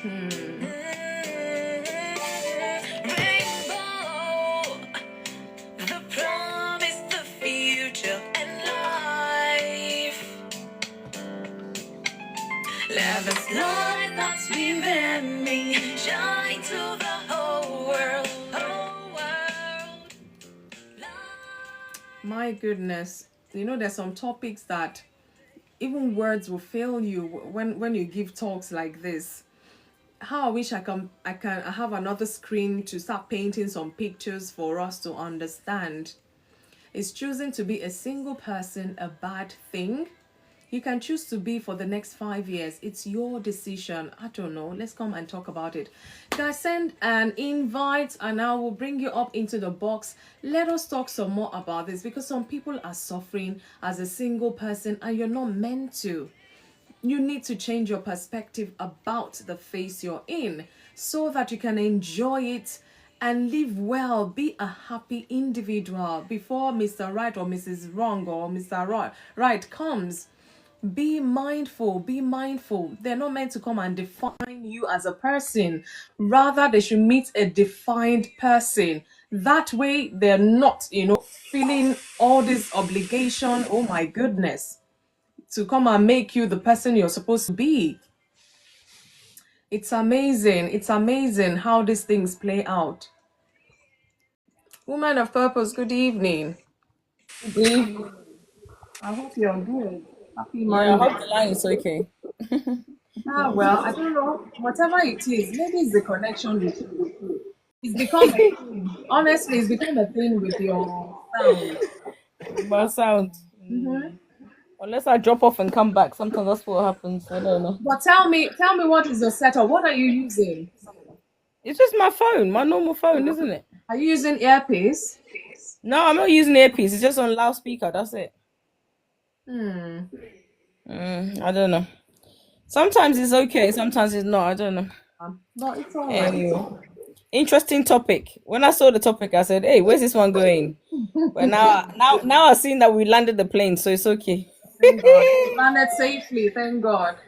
We have. I mean, it's funny because I was talking to my friend this afternoon, and we're just talking about relationship, and I was saying about how, especially like because of society, social pressure into getting marriage and getting into relationship, that we don't, especially for women, we don't get time to figure who we are, what we want. And sometimes I feel like because as women, men come to choose us. So sometimes we might just accept what comes. We don't even get to time to figure out this thing is coming. Is it what I want? Is it what I need? Is it, because you don't have that time. You just go, okay, because I need to get married. Time is going. Everyone's married. So me too. Everyone's having kids. So me too. I need to join the wagon. And then you jump into things, but then you forget that it's you that's going to be in the marriage. Yeah. And then it gets complicated because while you're in the marriage, like I was saying earlier, I wish I maximized my singleness because I feel like reflection I didn't. And then you start then having to figure out what you want, who you are, Yeah. and that becomes another problem because you start growing, but then because you never laid the foundation, you're already at a disadvantage. So you bring a lot more issues and conflict because you're trying to figure out who you are. For example, it's like, I mean, it's going to be a silly example, but like, for example, you don't know what you like. So somebody's giving you, your husband's giving you something. He's like, I don't like this. But then he's like, what do you like then? I don't know. So he's like, what am I supposed to know? You don't know. But if you know what you like, I feel like if, as a human being, if you know what you like, when you go into marriage, there are certain questions you will ask. There's certain things you look for because you know what you want and what you don't want. It's like the person that I am now, I know what I would accept and what I will not accept. For example, I know that whoever I'm with. But imagine, imagine you waited till now to get married. All the pressure from family, friends. I don't think anyone can enjoy. Well, you should be able to now. Things have changed now, but I'm thinking the time that I'm thinking of, the pressure was so much because it's like for me, all I had in my head was you just grew up and then you got married and had kids and that was it. And in my head, my dreams was married, have kids, and then figure out the rest. I think that was what it was. Although there was a side of me that was ambitious because when you were talking, I was thinking about before I had kids and was settled in a relationship. Everything, I used to have like a plan of things I wanted to do, and I always achieved them. I was very focused, very disciplined. I used to go on holidays. I used to do so much. Wow. So what happened? I know, but then it's like once I just, I got settled in a relationship with kids and everything, they became my priority. So everything that I did came from that. And I think now at where I am now, I have more time because the kids are grown and stuff. I'm more able to focus back on me and to go back and say, what do I want to do myself? Because sooner or later, these kids are going to leave the house. Oh, well, back to square one. And back to square one. But, it's not too late. It's never too late to kind of take that time out to start figuring out who you are, what you want, and how you want things that you've missed out. You might feel like you missed out. It's not too late. You can still go back. Like you were saying, you can go back and do a course. If you want to train, you can retrain. Your kids get to a certain age, nothing stops you. Nothing stops you, in life. There's certain things you want to do, as long as you're not hurting anybody and you can discuss it with your partner and they can understand where you're coming from. Because self-fulfillment is important. It makes you a happy human being. And actually, when you are fulfilled in yourself, it changes your outlook on life and it changes how you see things. And I think when you're in that place, even challenges in marriages doesn't break you as much because you know who you are and you know your foundation. And I think, like you were talking about, when you're single, you can there's so many things you can explore.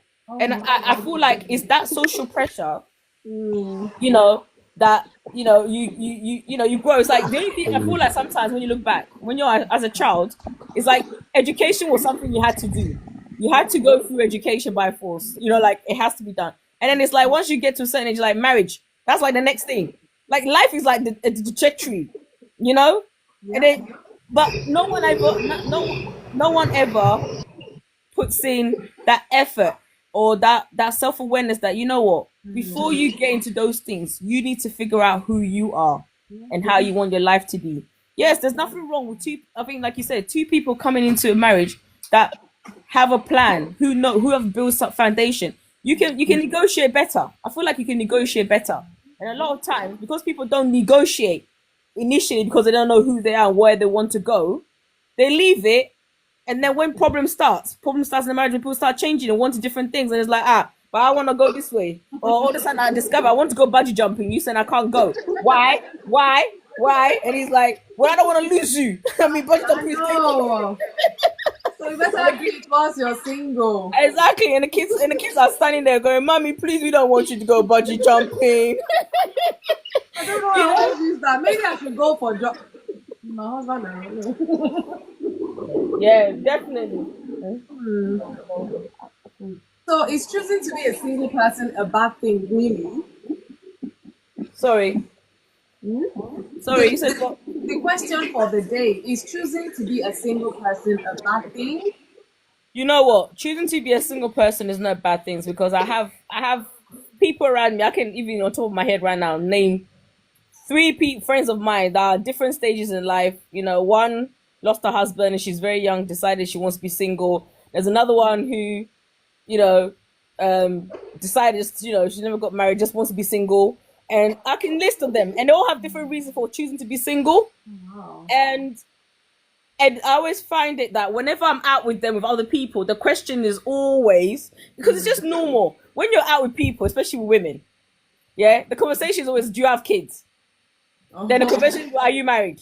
And I always feel very uncomfortable when people then start asking my single friends who have chosen to be single these kind of personal questions, and it makes me feel uncomfortable because the pressure is always like, but why? You're young. Why have you chosen to do this? Why don't you know? And it's like I get uncomfortable, and I'm like, oh, can we stop, please? Because it's her choice. The same way you've chosen, yeah, to be married and to go have your life that way. It's the same way they've chosen, and they've made those decisions for themselves. And I don't feel like people should question it like it's a wrong thing. So I always feel very unsettled about this kind of questioning. But I know that in society, it's just automatically when, you know, you meet people to ask them, oh, you know, are you married? Do you have kids? And these things, you know, and I always try and put myself in other people's shoes. Yeah. You know, and I always feel like, you know, if someone says they're not married, I think that's it. Just leave it alone. Or if they say they you know, they choose to be single, just leave it alone. But why are you asking them? Why? But you're young. What's wrong with you? Like, come on. There's no need to go. I know. There's no need to go there. The attitude. They make it look like you're sick or something is wrong with you. Yeah, and it makes me then get very defensive. You know what I'm saying? I become defensive more than my friends. You know, and I'm like, no, you don't need to be asking this kind of. Would you ask a married person why they got married, or would you ask them? You know, you wouldn't ask the same questions. So stop being like that. Yeah. Well, the floor is yours. Yeah. Hold on. Wow. So let's go to, I think, well, we'll say hello to A13 because he's always there. Yeah. Jay, is it Jay? I think Jay was there. I think. Yeah, I can't see you fully. Good evening, Jay. Are you there? Are you there?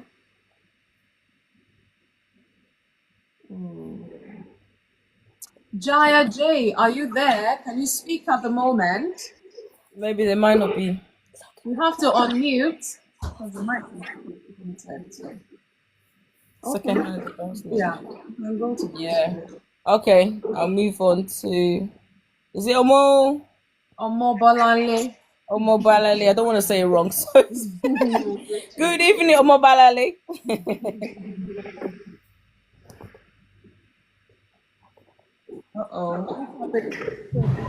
Hi, good evening. It's okay, however you call my name, I'm used to it. Apologies.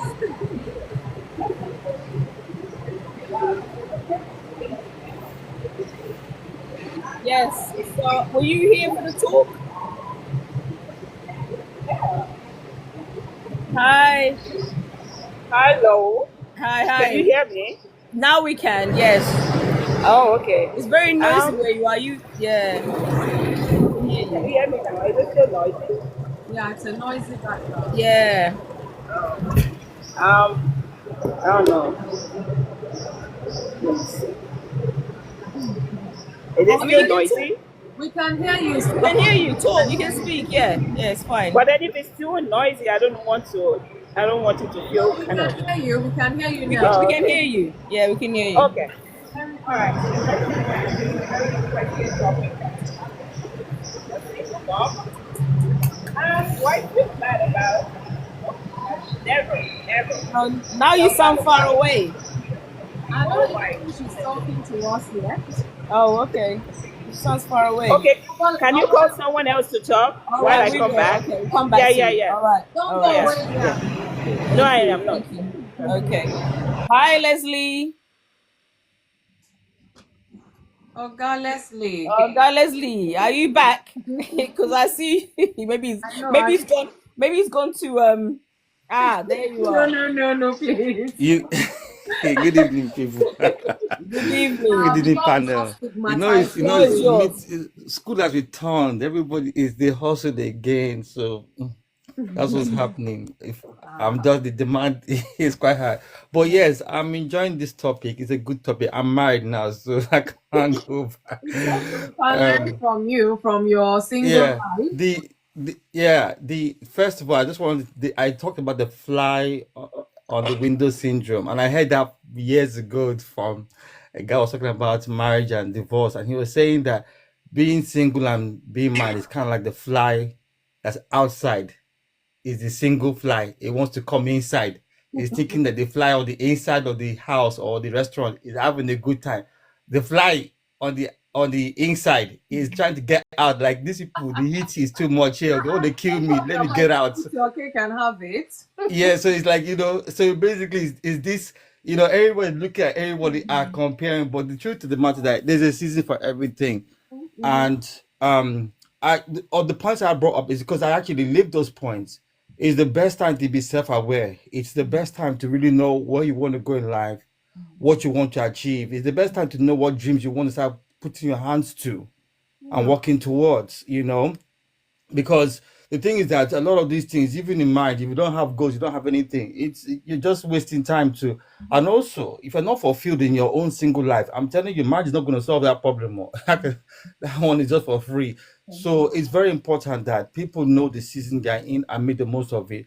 I get where people are coming from in terms of that. Okay, there seems to be an issue of people being single for a lot longer, and I can't understand. There's different factors to it, but it's important that in the season you are in, I think. I love what our hostess said. It's not a cause. It's look. This is a. It's to me. It's if anything, it's a great time to serve, and it's, if especially if you're a believer, it's a great time to really serve God. It's a shame that very few ministries emphasize serving God with your life. It's not many, and unless you have people around you that understand that purpose, it's very difficult. But it's a great time to serve God with your life. It's a great time to run with your vision, and I pray that there will be more programs that will show the importance of using one's life to really serve, to do a lot with that life, and not just just waiting for someone to make you happy. The bottom line is that we have, again, this is what I was saying, even in marriage, if you're waiting for a spouse to make you happy, well, like I said, I won't be the point of your sadness, but I am not God. I cannot make you happy all the time. That you have to have your own. You have to come to this. Where you know how to be happy. So it's important that, again, being single, it's a great season to really discover yourself, discover what your talents, your gifts, your abilities are. And it will help even in relationship as well. But that season, that time, if it's not uh, maximized, if it's not taken advantage of, it's something that it can take, even in a marriage, it can become an issue.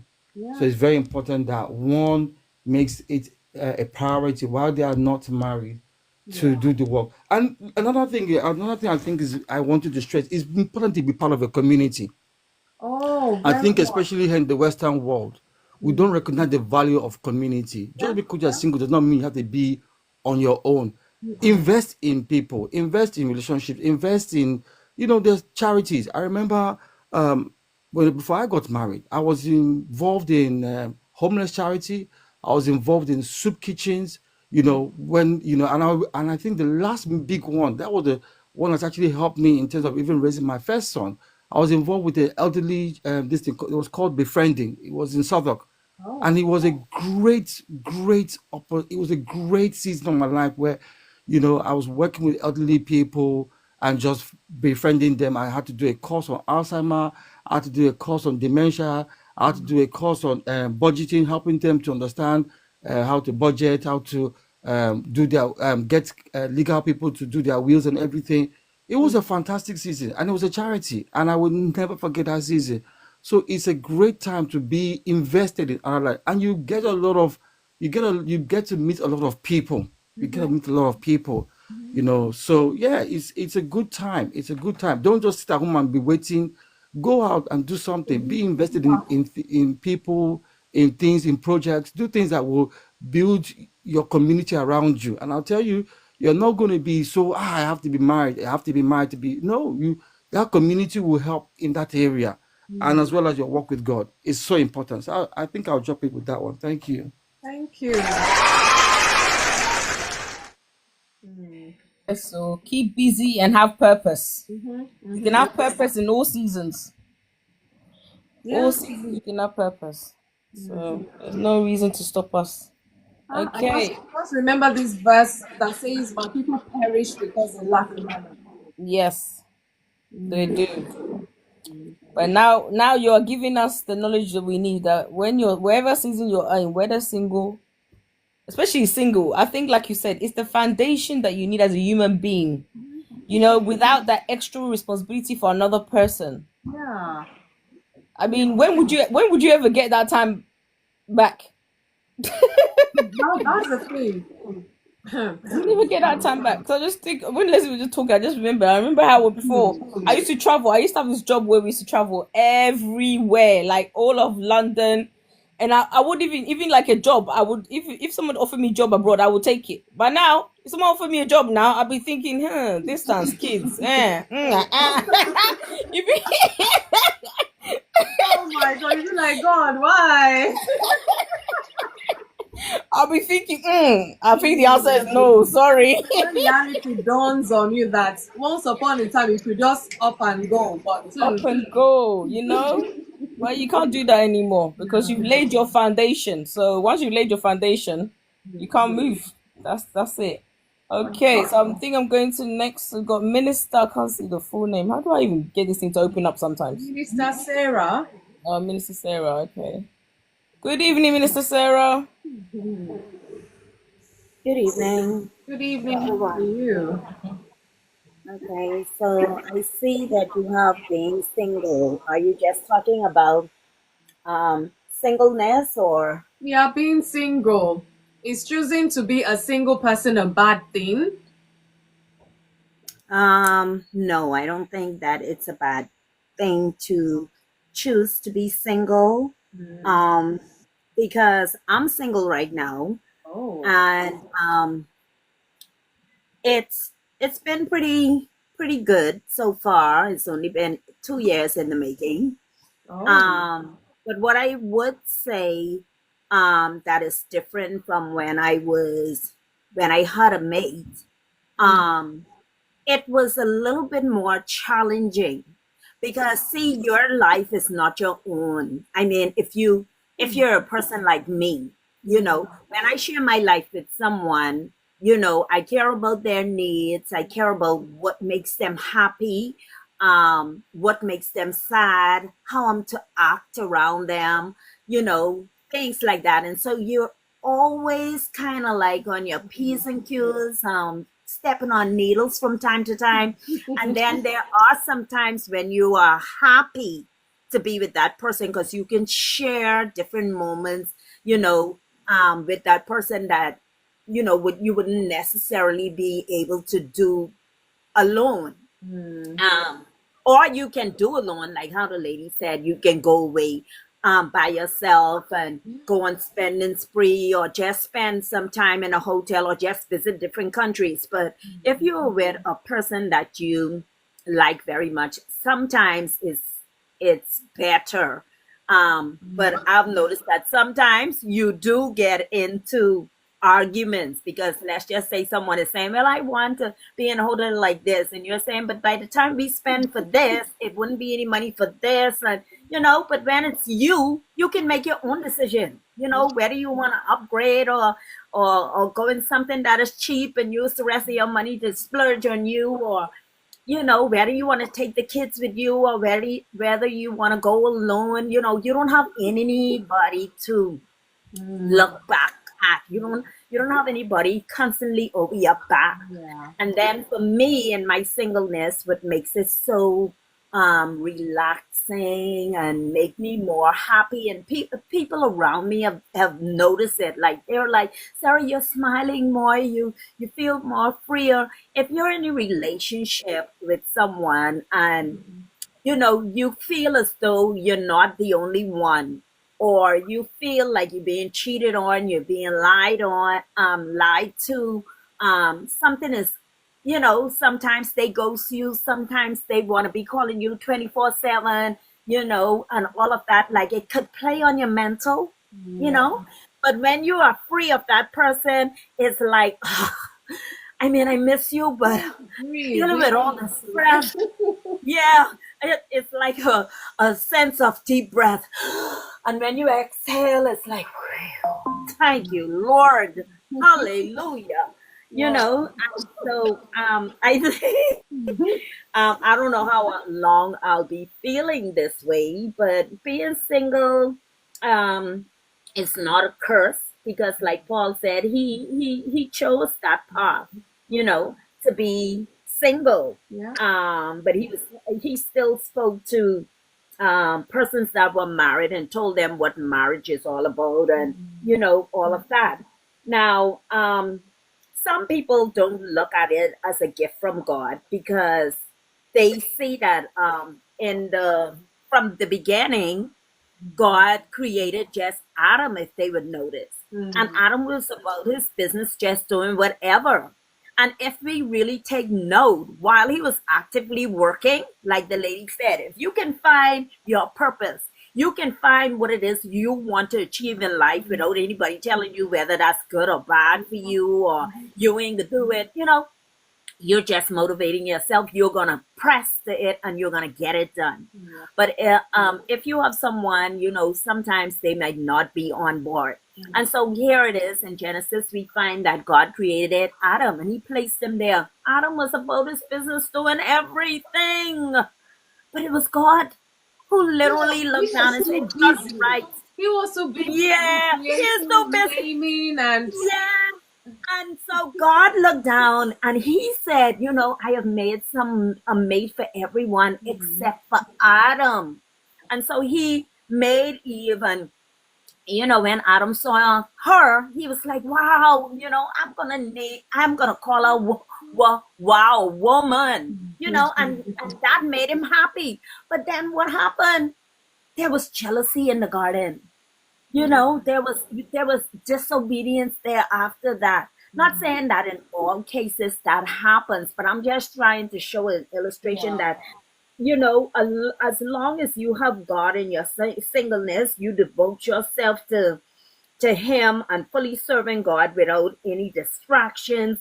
And the headache of marriage and stuff. You might have your children, some of us may not have children, but at the end of the day, it is good to remain single. Like Paul said, he felt good in Corinthians 7, when he says it is good for them to remain single if they're not able to deal with all the headache and stress of being together. And I think for some people, they stay tied up to bad situations for so long, and it's playing on their health. Some of them have died because of it. Why? Because they fear singleness. And what I tell myself all the time is, Sarah, you are single, but you're not lonely. because loneliness is the killer.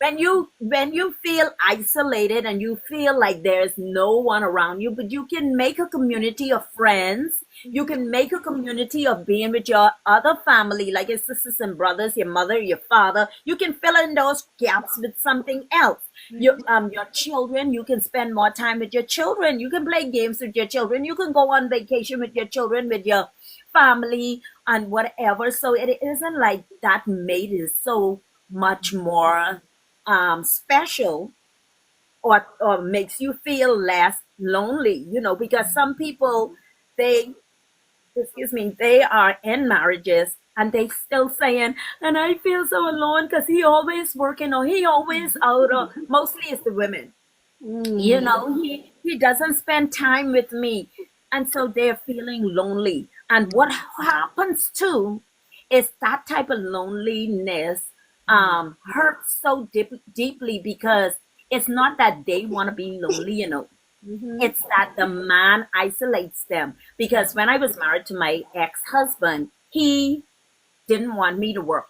That also meant that he wanted me in the house. Like he said, I want you to be dragging slippers, having babies. Well, he was paying for everything. We got married. I didn't really mind. But what I noticed was that as long as I was in the house, he was fine. But the minute I say I want to go by my mom or whatever, I'm an adult.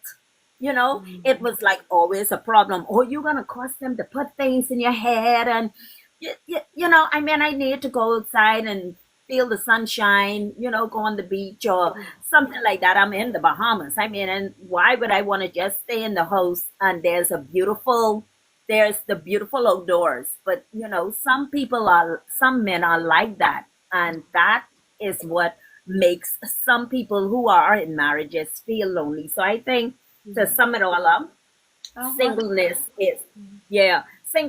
is great, because even when you get married, like when me and my ex were in counseling prior to doing that, going on that big day to actually get married, the pastor at that time, he said, each of you are your own individual self, and what you're marrying, or who you're marrying, is a whole person. The person doesn't make you whole when they step into your life. And I think, that too is something that people have to realize, to learn to love themselves, to learn to appreciate their self. And it will cause you to at least allow you not to be a doormat, not to be somebody that is easily, right, is easily manipulated, or wanting to be too desperate, or if I should use that, or if that's too strong of a word, being too needy. When you have a purpose and you enjoy you, the other person is just an add-on to that. It's like, okay, I am the main course, but you coming in just the what you call it, like the side dish. You're only adding to what's already here. An afterthought, like, are you hearing me? No, ma'am. What you I said? said you're like an afterthought. Yeah, like the other person is just an add-on. Like if we're going to a banquet or a ball or something, and they say dress right up, in your best formal attire. You have on your nice long dress, make sure it fitted, all the curves showing, nice shoes to match, earrings and everything like that. Well, you're just gonna, and somebody, if you're already dressed and stuff like that, you actually saying, okay, let me get a handkerchief to go with this, or maybe like a purse to accentuate. So that's what I'm saying. Like when you are totally a single person that is totally secure in your singleness, when you find somebody to come in to your life, they're just like that clutch, like they're only adding to what's already there. Yeah. Very true. Very true. Thank you for your submission. Wow. Yes. Like I think Minister Sarah said, when you're complete, the person doesn't complete you. It's like an accessory. They just add on to it. So yes, I think that's Sorry, woman of purpose. Before we call the next person, Minister Sarah, I have a question to ask you. Sorry, Omobolani, let me mute you. Because still, yeah, okay. Oh, wow. Minister Sarah, if you're still there, can you answer me this question? So, whilst being in that singleness phase in life, what can I do? Because there's a lot of misconception when, especially maybe a mature man or a mature woman, people think, oh, you ought to have been in a relationship or you ought to be married or you're not.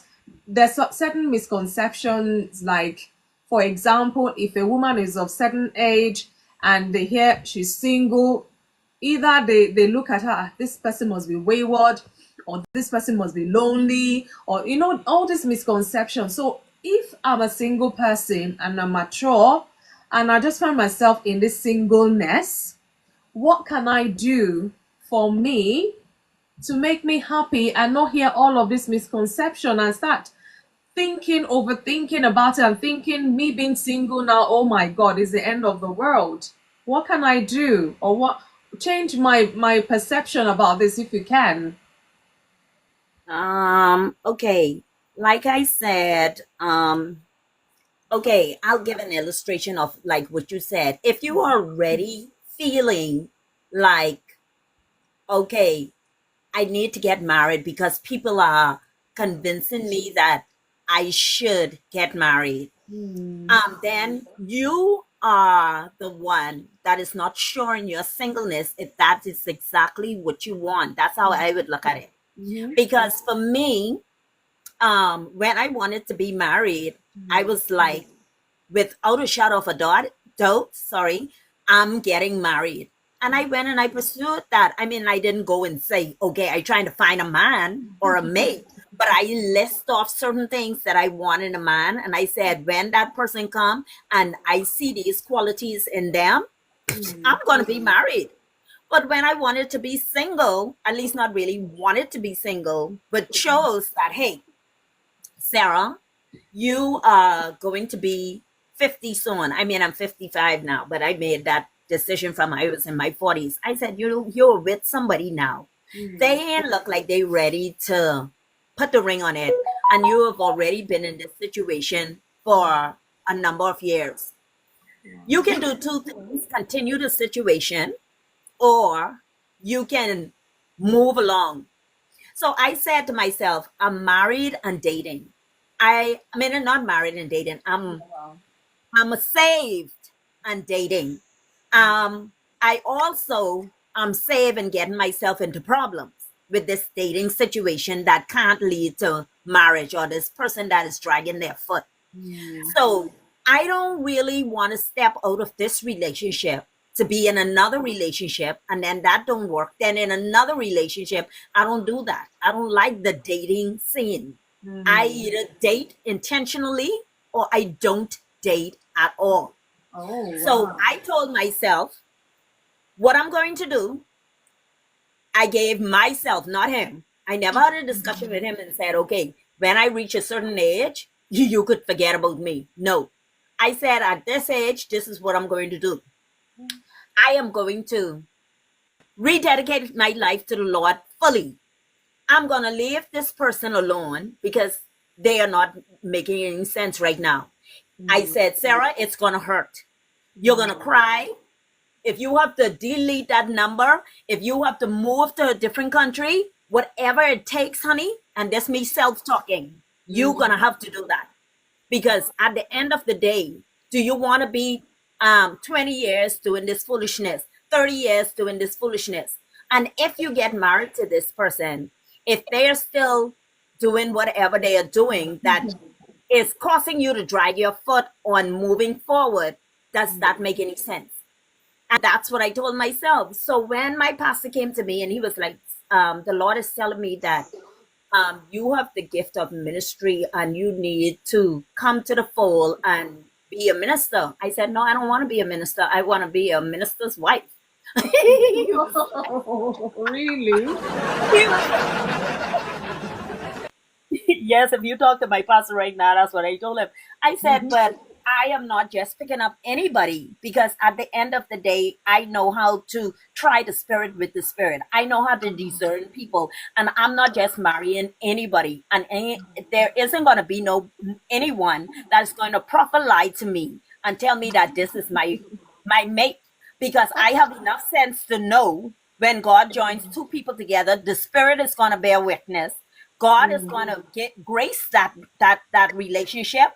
And guess what? No matter how much things turn around, go topsy turvy, back and forward, if you're meant to be with that person, you're going to be with that person. So he was like, okay, so what are you going to do? I said, well, anyway, give me some time. I'm going to pray about it and I'll come back. I prayed about it. God was like, you need to do this now. Now, like I said, I had my time limit when I was going to do it, but in God's timing, it happened. So I did my training and everything in the church to become a minister. And while I was on my training, I told my friend, I'm going to be in the forefront. I can't be dealing with this situation. I love you very much. I know we have already promised ourselves, but if you ain't putting the ring on it, then it can't be. And your Christian walk isn't where I think it should be. I need a man that can usher me into the presence of the Lord. If anything, I'm ushering you into the presence of the Lord. I said, now you need to be higher than me because then if you marry me, it says that you are the head as Christ is the head of you. And when I told him that, he was like, okay, he agreed. That had to be God.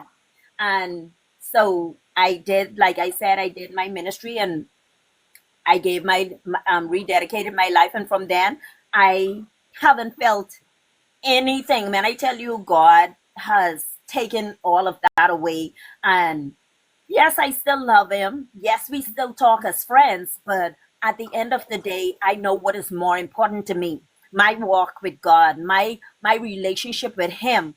And the fact that when I die or whether I die today or tomorrow, that my life is an election sure in the heavens. I can't put this world in front of God because at the end of the day, like I always say, people may look at you or look at me and say, why she got it going on? It ain't me. It's by God's grace. For God's grace is sufficient. When I was divorced, who pulled me out without having to go to counseling? God. Who kept my mind in perfect peace? God. Who kept me from being a little bag of chip for anybody to throw down in the bed and run all over like a little piece of mattress? It had to be God. Who is the person that brought me from renting to having my own place? It only could be God. Who is the one who took me from job to job and made sure that my children, from they were little to now in their 30s, were taken care of with or without my ex-husband? It only was God. So why would I forsake God for mere man? It don't make no sense. I wouldn't even forsake God for my own self. Because for me, I am nothing.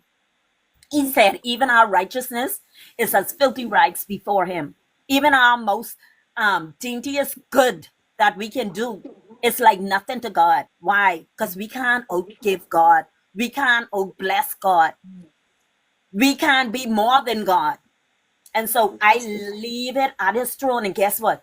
Things is be working out for me so much till, like I said on one of my TikTok videos, even this morning, I say people see me blessed and highly favored, and they trying to figure out this girl must be winning lotteries. This girl must be gambling. This girl must be. No, it's when you sold out yourself to God. You don't think about, and people saying you're getting so older and Charlie, nobody gonna want you and whatever. Well, if they don't, I don't care. Because Wow. I know what it is to be married.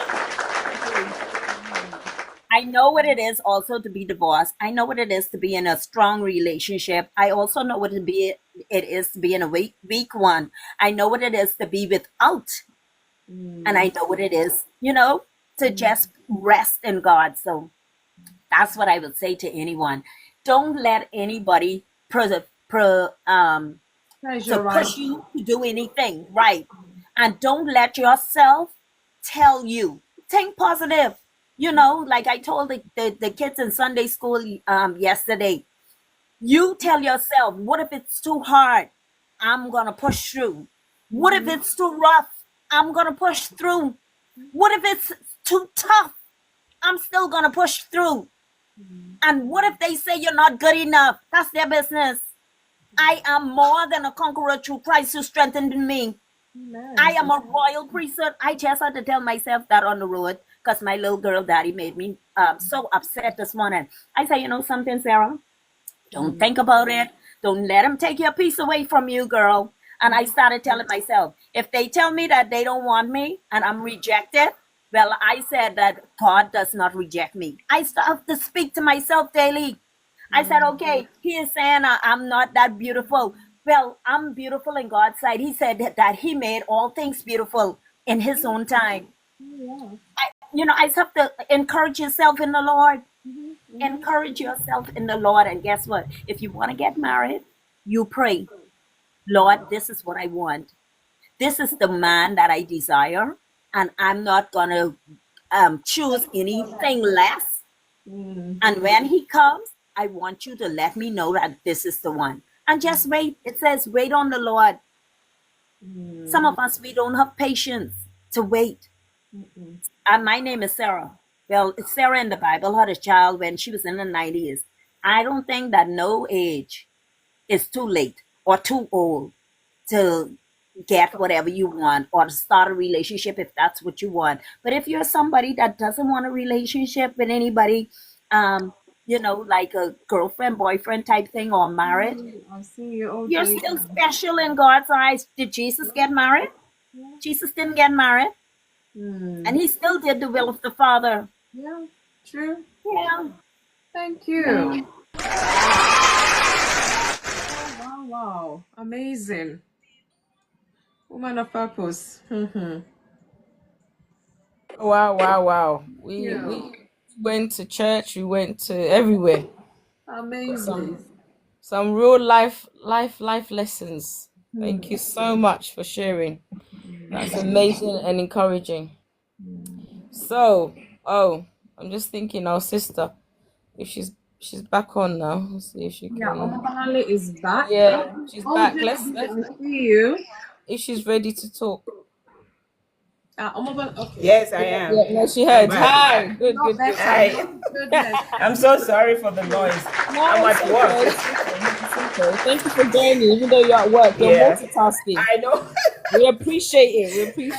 So much. When I lose my job, all of you are going to hire We're me. going to pay. Okay. You will not lose your job. You will not. No, I'm just You kidding. will It's not okay. No. cancel that. Why did I even say that? I well. was just joking, though. I Yeah. know. It is well. Please. The floor Okay, is so yours. yeah, thank you so much. So I'm going to say one thing. Being single is not easy, number one. And if you cannot abstain from the opposite sex, please get yourself a man. Because Okay. you don't want to use being single as, I don't know how to put this now, like using your body for whatever. Anyone that comes to in. punish yourself Yeah, and as a other tool, people. yeah, just be careful. Be very careful. Even the Bible stated, if you can't abstain, get yourself a man. And if you can't stay in the relationship, get it into your skull that you need to abstain. That is as easy as that. I am a single mom. Do I regret being single? No. Do I really want to get married? Yes. I had opportunity to get married. I was established before I came to the United States. So it wasn't like I'm starting all over again. I had everything going on with me, and for me, sorry about that, for me, and it was okay. When I came here, like you said, the pressure from family, pressure from friends. I know my friend before I left Nigeria, they were like, Bola, you need to get married. And I said, you want it. I don't know if I really, really want it, but I will think about it and I'll pray about it. Like she said, you need to pray about it, and it was working fine. And then my mom, oh my God, my mom, she's always like, oh, this one is married, like my siblings are married, and you need to get yourself a man. I have a child. So I said, okay, let me just try this again. I have my life going on. I like to travel. Oh my God, I can pick up my bag at any time and I'm down. I'm gone. I don't have to like tell someone I need to go there or how I'm going to spend my money or what I want to buy, what I want to eat, how to think. I have it going on with me for me. And she wanted me to get married. And I got this guy. I think I was on this show when I told you about the divorce and how messy it was and everything like that. So it ended again. And then I called my mom, please. I don't think marriage is for everyone. I am not discouraging anyone that is ready to get married right now. If you know it's not working for you, don't say because Fumi was lucky to get the best man or Leslie as a good wife or woman of purpose and everybody here are okay, you want to venture into it.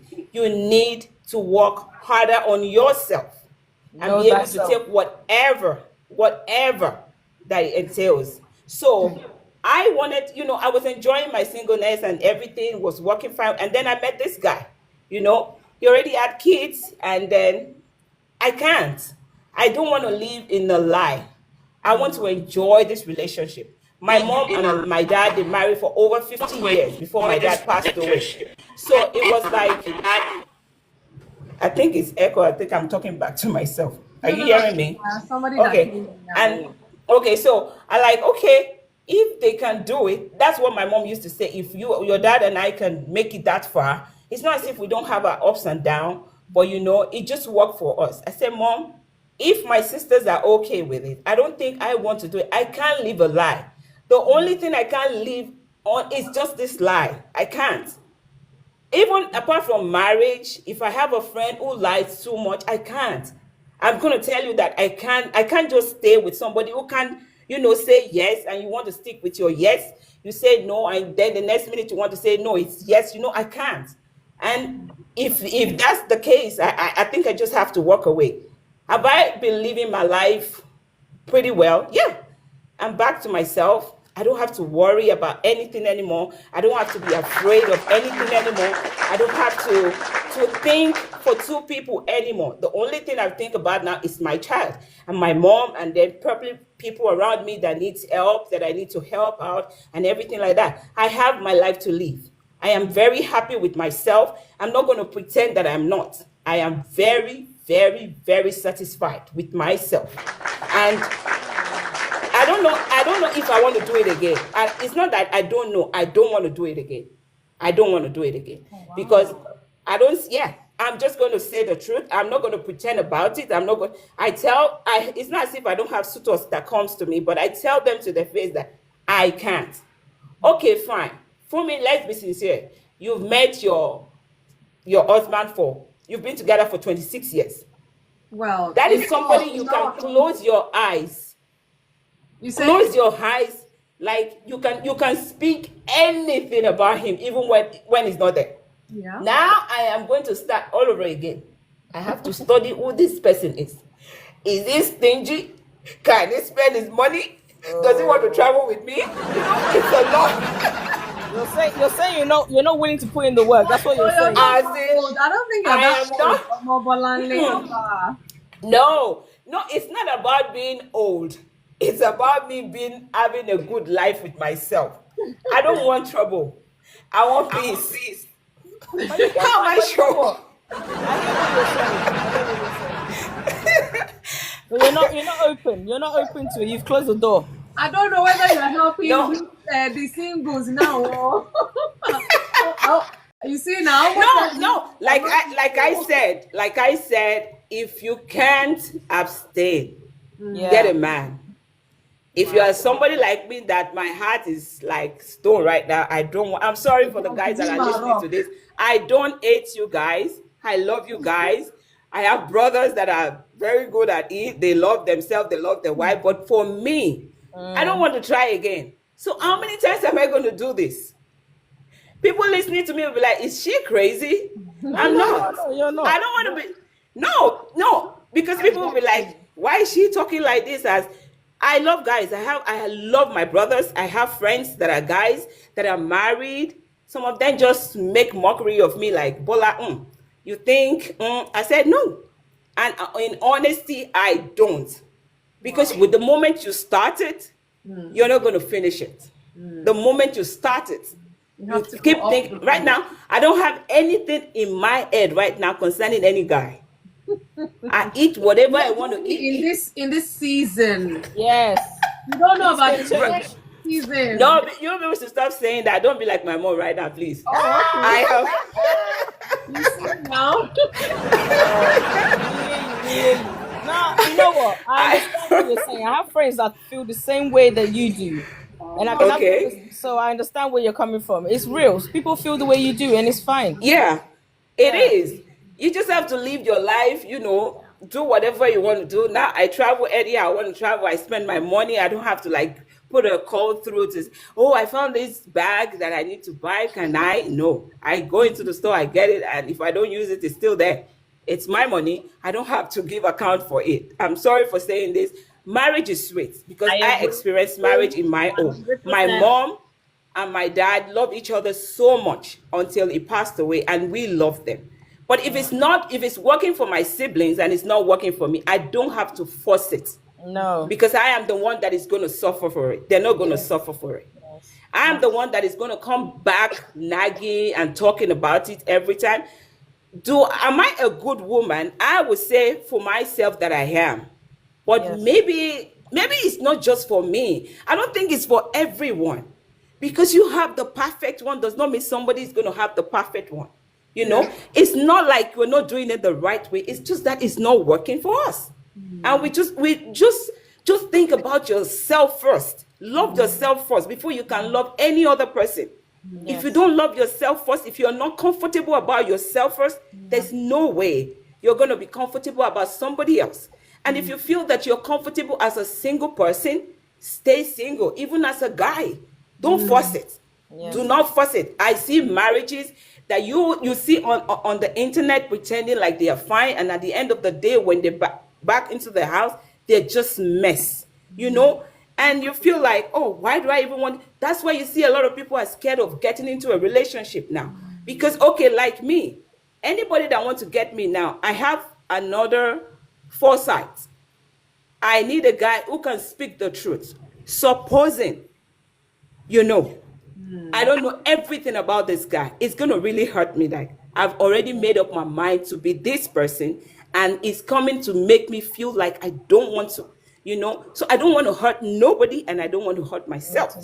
Wow. No. So I'll rather let it go and enjoy my free life. I don't know for how long, but I'm going to enjoy it. Enjoy it, so enjoy it.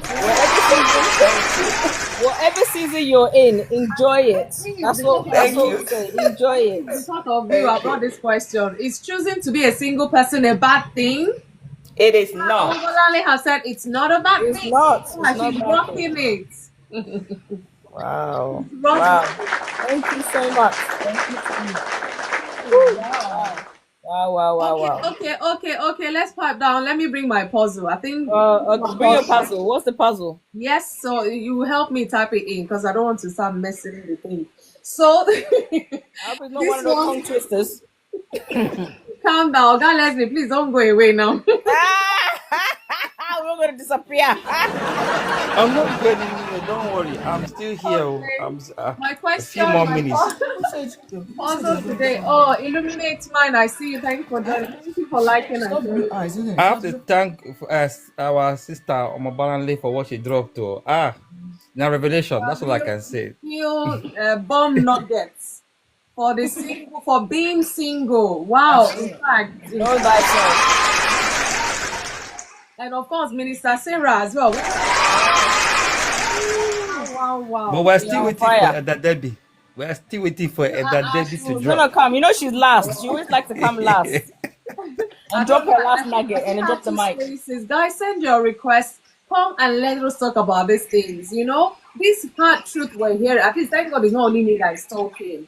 So that it will not seem like I'm biased or something. So I'm grateful. I wish there's a man that can come up and say to us something about being single that he's enjoying right now, as well. Because it's not a bad thing at all. But anyway, I'll bring my puzzle to give Elder Debbie, time to put her thoughts together. So the puzzle for today is, why was Jesus allowed to join two fraternities in college? Hey. Why was Jesus allowed to join two fraternities in college? That is my puzzle for today. If you get it right, you get a gift for today. Otherwise, I'm going to bring it back next week. Huh? Oh, Mobolale, please don't fall off. Why was Jesus allowed to join two fraternities in college? There's a reason why. If you know the reason why, please put your answer there. If you're in the box, unmute yourself, tell us the answer. Otherwise, we'll bring it back next week. So we can carry on with our discussion what people are thinking, what the answer could be. Omobolale, you want to try? Guys, let's keep tapping as well, please, and let's follow one another. Please, if you followed me, I will find you after this live and I'll follow you right back. So please bear with me. Let's follow one another. It's a safe space. We're friendly here. It's a friendly community. Thank you all so much for tapping. I said we should take it to 100K today, but I'm not too sure. Maybe me too, I should go and get another phone that I'll be pressing whilst you people are talking then or something. Yes, so he said so he can make disciples. Okay, no, Elder Leslie, you're making me laugh. Oh. Well done, nice attempt, but no. He has commanded us to go. We are the ones to go and make disciples of all nations, not Jesus now. He's on his own beat. Why was Jesus allowed to join two fraternities in college? There's a reason why. So yeah, let's go to Elder Debbie. I think she's the only one left now. Let's hear her views. Ibrahim Genius, I see you've been there for ages. Do you want to come up and share something with us? I really want to hear from you because I've seen you've been there. He asked too many questions. Is that why they asked Jesus to join two fraternity? Are you answering my question, Elder Oga Leslie? Is it my question you're answering or you're just making comments? Because if it is, I will laugh. Okay, I think Woman of Purpose is a bit busy there. It's gone like on pause. Okay, Elder Debbie, let me come to you. What is your take about being single? Is choosing to be a single person a bad thing? I don't know if you were here for my talk or you were going in and out. I mean, I've tried to expand it. So many reasons, the advantages, the challenges, and how we can overcome those challenges, and so many other bits that I've talked about. And in fact, all my guests have come to even expand it some more. And I know as woman of wisdom, hey, as our elder on Insight, please share those insightful nuggets with us today. What is your take about being single in this present day and age? Is choosing to be a single person a bad thing? Elder Debbie, over to you.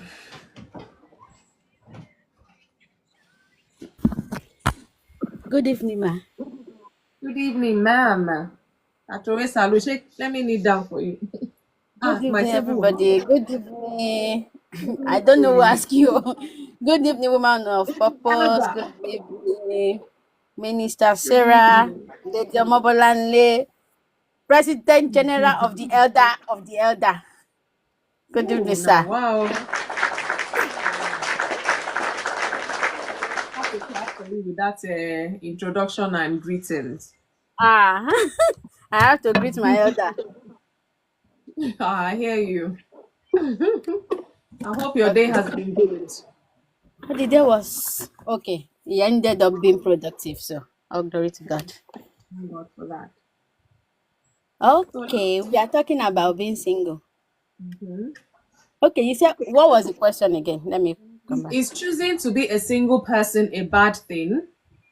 And I No. talked quickly about some misconceptions when people say they're single and they see maybe your age, you're of age, you're mature, and all that. Some feel, this person must be lonely, or nobody loves this person. You know, all those kind of misconceptions when somebody say they're single, they don't believe a single person can be happy or whatever. That's just some aspect of it. So I don't know what your take is. Well, let me start from the first one. Okay. From my own perspective, there is nothing wrong, absolutely nothing wrong with being single, Okay. either by choice or the time is not right, it's not here yet. There's nothing wrong in being single. The only thing is, if you're waiting to be married, the thing is, while you're waiting, what are you doing while you're waiting? Big question. So it's not about you being single and waiting. It's what are you doing while you're waiting? That's if you are waiting. Well. Are you waiting and living your life, living in your purpose, doing what you are supposed to do in your while you are waiting, or you are just waiting for the part? Mr. Leslie, leave me alone. Or you are just waiting and just waiting, not doing anything with yourself, not doing anything with your life. Maybe you are supposed to do some courses, you are supposed to apply for some things, you are supposed to do a lot of things, you are not doing it because you are waiting. That is the question. Anybody can be single. That is not in that is basic. If you are as a woman, it's basically not in your hand. I can't say it's in a man's hand 100%, but to some extent it's in a man's hand when you get to a certain age or certain level of life. So, because when it comes to this thing, it's like in two ways. For some people, they have life. Let me say, should I say they have life kind of easily? They have foundation. Their parents already put something in their future. Their future is established. So when they get to a certain age of adulthood, they are expected to get married. Even if they marry, everything is still fine. But for some people, even in their 40s, their finance is not ready to marry, their mental health is not ready to marry, their life is not ready to marry. So it can be a disaster. So that's why I said the question is not just you waiting or you being single. If you are the type that is waiting to be married, what are you doing while you are waiting? Are you doing those things you are supposed to do?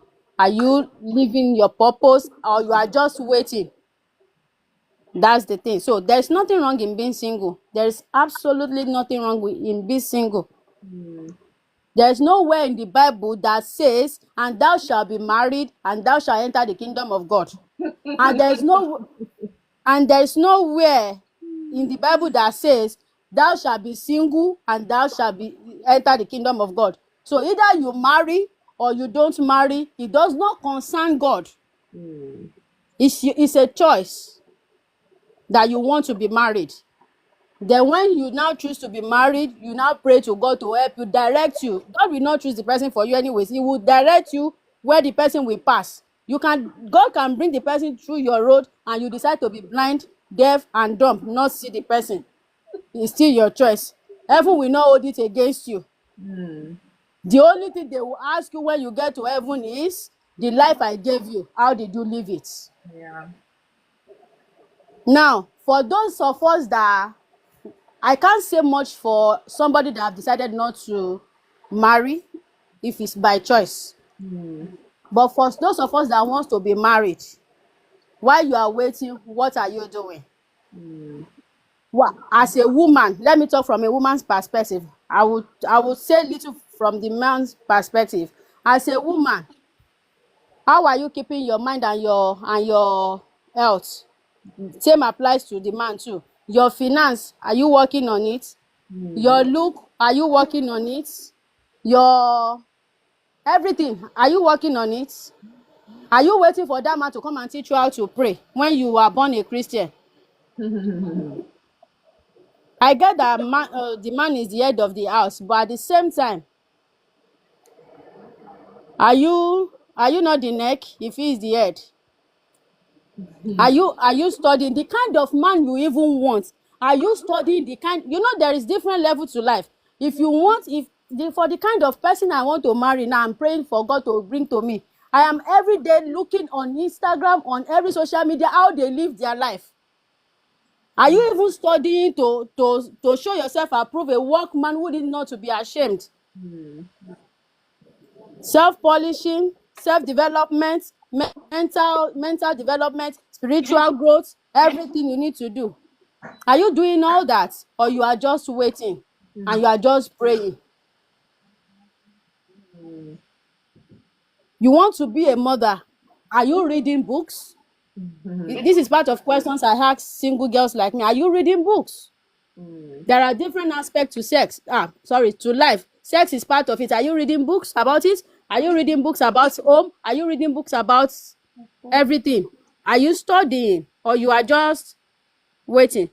And when the exam now come and God now shine his light upon your life, all your flaws will now show, because when God shine his light upon your life, every of your flaws and your good parts, everything will show. They said they put Esther there for one year to that's mind yourself. Go and join with your page. They said they put Esther. Yeah, that is online. No, she's here. And that's how they preferred. Yeah, I think she logged That's in. how come back. She's logged in. She's logged in because I was sending invitation to her because I'm believing she's the one. She's the one. Yeah. Oh yeah, that's her. Come on now, please. What I'm saying is, are you just waiting now for the man? For the man, are you preparing yourself to be the head? Are you studying to be the head? Or you are just waiting for the woman, be the kind of woman your dad, your father, as in how they did it in your father's days? Because this thing, this singleness now, to me, I'll say personally, I'm not missing out anything, but I still want to be married. No. I'm a person that love being by myself, that I can stay in my own lane. But I still want to be married. If God forbid, I always say it, God forbid, if I mistakenly choose somebody, maybe I blindly choose somebody and it didn't work, I come out of it, I'll still wait and ask God to bring me another one. Because this is the earth where I want to live the life. God did not promise me that I will be married in heaven. So I want to, You are married to Christ. yes, so I want to be married here. I want to enjoy it here. Jesus is your husband. I shall want to enjoy the 1 year. When we get to heaven, we will continue that one. But the 1 year, I don't know if maybe I've come before, maybe I've not come before, but I know the one that I am present, I want to enjoy it. But the question I always ask myself each day is, Debbie, how are you preparing yourself? How many people are asking that question, are self-reflecting in that way? That's another question. That's the thing. Are you just waiting for the sake of it? Because you are waiting, you are not doing anything. Okay, why do you even want to be married? Is it because of social pressure, family pressure, or something or something? I always ask myself that, and I realize I've answered myself. I know there is none of that is affecting me. But still, that part of life, I want to enjoy it too. And I always say to God, until you bring me the one, until you show me the one. I don't know if you will show me the one, sha. Until you direct me to the one that will see me and pick me. You see them, you can't propose. No, I cannot propose. They have to propose to me. They have to, even if I see, that's why I said when it comes to this singleness, yeah, the man's responsibility is different from the woman's responsibility. A woman can have you can have everything as a woman, even when you can afford the ring. If the man did not propose to you, you are still on your own. Some women, they'll be the one to buy the ring. I was Buy about to say set that. it up. In fact, almost put the ring on their hand on behalf of the man. You know, I was about to say that. you know this thing. Not every woman thinks that too. You Some know women they this go for thing what you they said. want. This thing you said there, I have a male friend there. He will say, I give them 10 years. Yeah, I'm See, hearing. when I see young girls get married these days, Thank you, Adasa. especially maybe the ones I know, and for some reason I see that the beginning of the relationship is a bit kekekeke. Maybe if I'm privileged to tell you, have you thought about this thing? Maybe you should wait a little bit, but you chose to go. Is within 10 years we will know who marry and who they marry. You have to explain that to us. So. Who marry is somebody that the man really chose you. He searched all over, couldn't find nobody, and it's you he wants. It's you, his finance, his art chose. That's who marry. That's who they marry. You see, who marry is the one that you cannot wait for the man to choose you. It's not when it's your turn. Come up, come up. When it's your turn, and that's how we'll come now. I'm not a bully. Come up. No. Please invite her. Go. So that's what it is. It depends on the individual. There are women that they marry themselves. There are ones that they marry them. And when it comes to the man side, if a man is not ready, a man can be 40 and his age is ready. The number on his head is ready, yes, but his finance is not ready. His life is not ready. I've once met a guy that was 10 years older than me. Was it 10 years? 10 years older than me. He really wants to marry me. He said, according to him, he said he wants to marry me, yes. And when we went on this date, I asked one question. Why did you want to marry me? Why are you so interested in marrying me? And he said, because I'm still young. My womb is still very active. Are you for real? Ready for me? This is not real matter. This is the reality of my life. He said, my womb is still very much active because I'm still young. So thank God for growth, because that day I sat down, I finished whatever food I ordered without any flinch. I was just asking, like, I said, oh, so after all that, what else? He said that we'll figure out every other thing. We'll figure out every other thing as we go. Really? And I'm like, okay, I'll go and think about it. I'm still thinking about it, Sha. Oh my God. It's been over 4 years. I'm still thinking about it. There are different scenarios. It's different scenarios. So to me, I find joy in being single. I find joy in my waiting until God brings my own. In fact, if I'm talking to you and maybe I'm talking to you, it's less than a week, I'm beginning to develop this nonsense likeness and something. I go to the Lord in prayer and fast, say, Father, in case this is my destruction, in case this is a road to kill and die for me, please.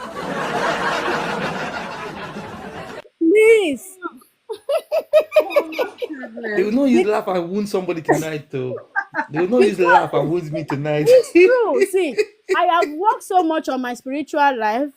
I have worked so much on my mental health. I have worked so much on my health, on my look, on my everything, than to now meet a total stranger that will now come and disrupt all those things. If you don't have a relationship with God by yourself, I'm not here to introduce you. I can introduce you to Christ, it's okay. But if you don't have that relationship by yourself, I can't say because I want you to marry me or because I want to marry you, go and develop that relationship. Wow. I've met somebody that said this, that said, oh, it will change. When you finish changing, I'll give you 5 years after the change. We'll think about it. But for now, go and work on that change. I always say to God, if this is not a road for me, in case this road is looking like it will take me away from all the good things you have been doing in my life, please scatter us. And I promise you, 2 days is too far. They will block me. They always block me. Wow. That prayer is very, very fast. God always answer that prayer very fast. And I find joy.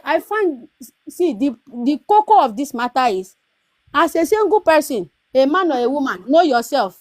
Yeah. Be at peace with yourself. Have joy in yourself. Develop yourself. Don't wait for anybody to complete you. No. You are responsible for your happiness, either you are married or not. Your partner is just coming to add to it. Extra. If your partner is not a happy person by themselves, forget it. Otilo. If you are not a happy person by yourself, no matter how much you try, I'll try bringing you, princess. no matter how much you try, so you know yourself, develop yourself, embrace yourself. That journey, while you are waiting, if you need to go back to school, go back to school. If you need to develop your career or anything, do it while you are waiting. That way. And one of my aunts always say, as you are waiting, the higher your level is going, there will always be somebody else in that level. Don't say because you don't. There's this thing they always say in I don't know if it's Nigerian thing or African thing. They'll say, oh, as a woman, you can't aspire for too much. Nobody will marry you. Nobody will marry you. And that thing has already kept a lot of people. No. It's a misconception. I don't know if it's misconception or what it is, but a lot of people, I think it's a misconception thing. It has caged a lot of people. A lot of people have refused to grow because they don't want to be too much They don't want for to the be woman that will come for them. No. And forgetting that if you climb ladder to any level, there's always somebody in that level that will go with you. It's how much you are, how much when you say, what are you bringing to the table? That question is not for me because I am the table. If you are not the table, you bring your table, I bring my table. If the table is not tabling together, let's everybody carry their table and go to their father's house. But until you know yourself and develop yourself to the level where you know that, okay, being single is not a problem. Exactly. When God bring my own, I move. But while we wait, we enjoy this life together. I will enjoy this life together. That's my own. That's my own. So for tonight, I'll rest my case. Wow. Thank you. There's nothing else. Wow. Woman of purpose, you're blown. You're flabbergasted and overwhelmed. She flipped the table. She said, I'm the table. You bring your table. If it's not working, take your table, I take my table. I hate that statement. What are you bringing to the table? Oh my goodness. I hate that one. No, please. What you bring to the table? Me myself, I bring myself. You bring yourself. We're bringing each other, isn't it? What are you asking me to do? All this misconception out there, it's destroying lives. I'm telling you, it's crazy. So what are you bringing to the table? Whose table? Where is the table? I don't understand. Okay, No, it was to hear you're bringing a house. I'm bringing $1,000. I'm bringing It's just silly. And of course, this thing, it may sound funny, but some people are out there who are single and they're afraid just because of all these misconceptions out there. And it's so sad that the society has taken on to this. Now, in fact, the truth is like nothing anymore. It's lies that people are believing. It's lies. People choose to live lies.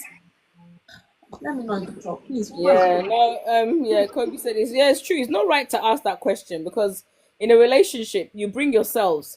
and within yourselves there's so much, there's your intellect, you're bringing in so much, your spirituality, everything, you're bringing so many. I mean, who sits there and go, let me make a list of what I'm bringing to a relationship right now? Come on, no one does that. So definitely not a good question to ask.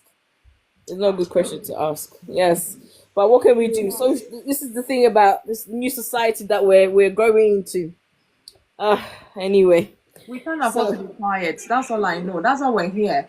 I mean, little drops of water makes a mighty ocean. That is the thing. So let's see. It's Yes. just smoothly. I think who's the next? Is it Sorry.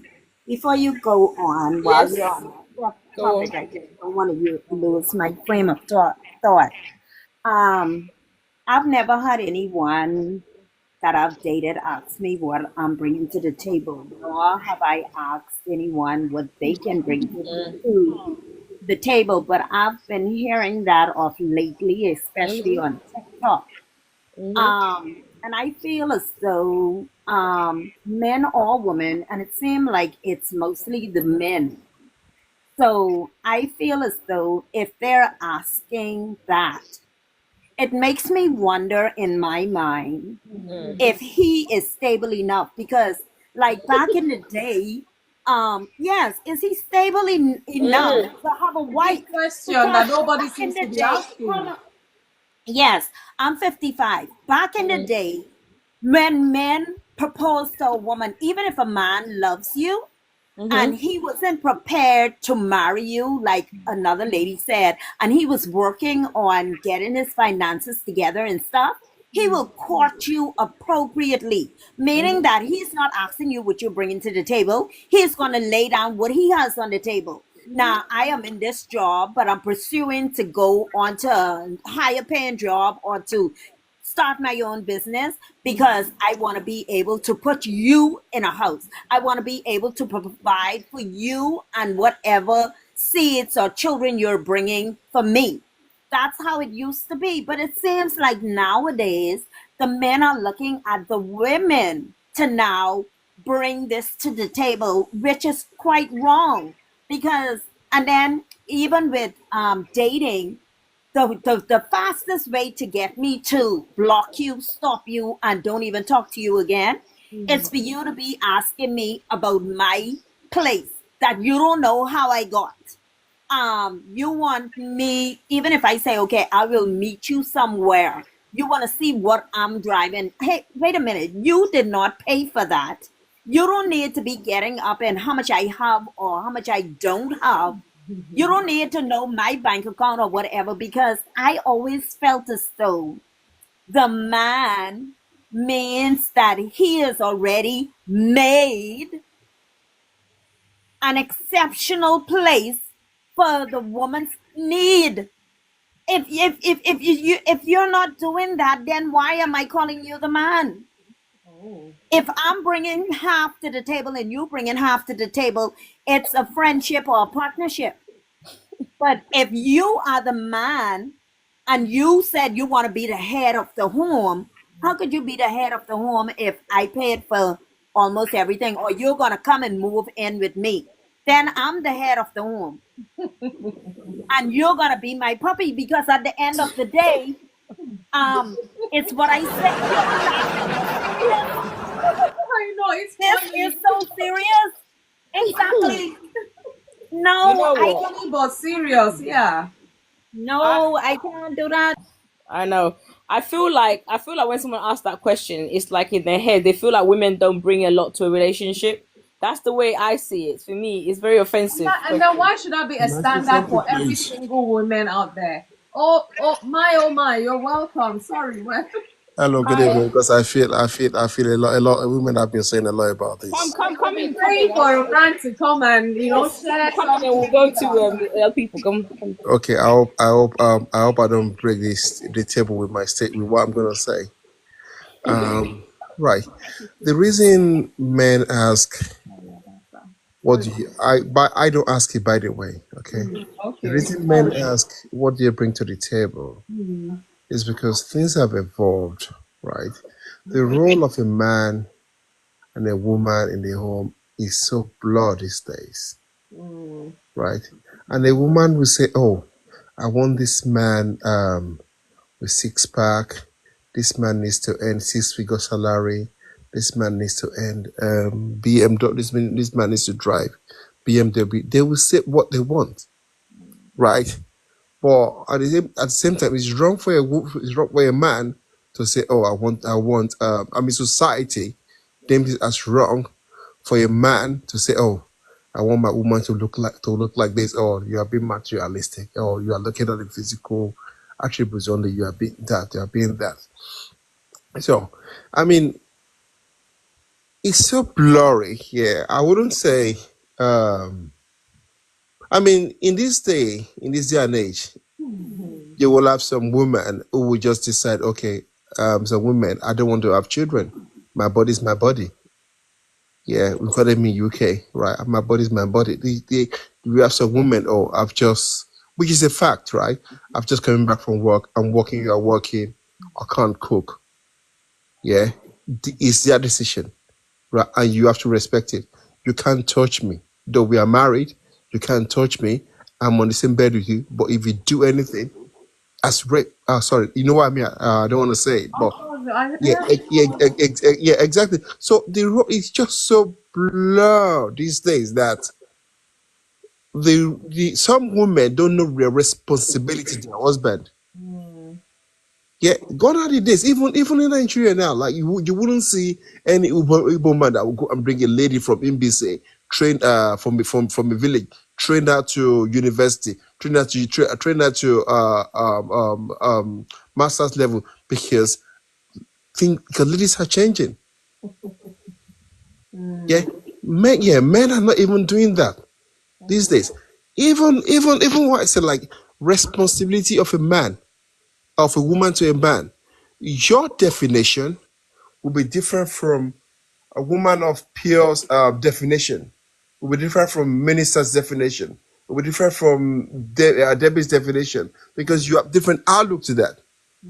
That's why some men will ask you like, "What are you bringing? What are you?" Okay, you say, "Oh, you want a man with a house with six-figure salary." Yeah, him, right?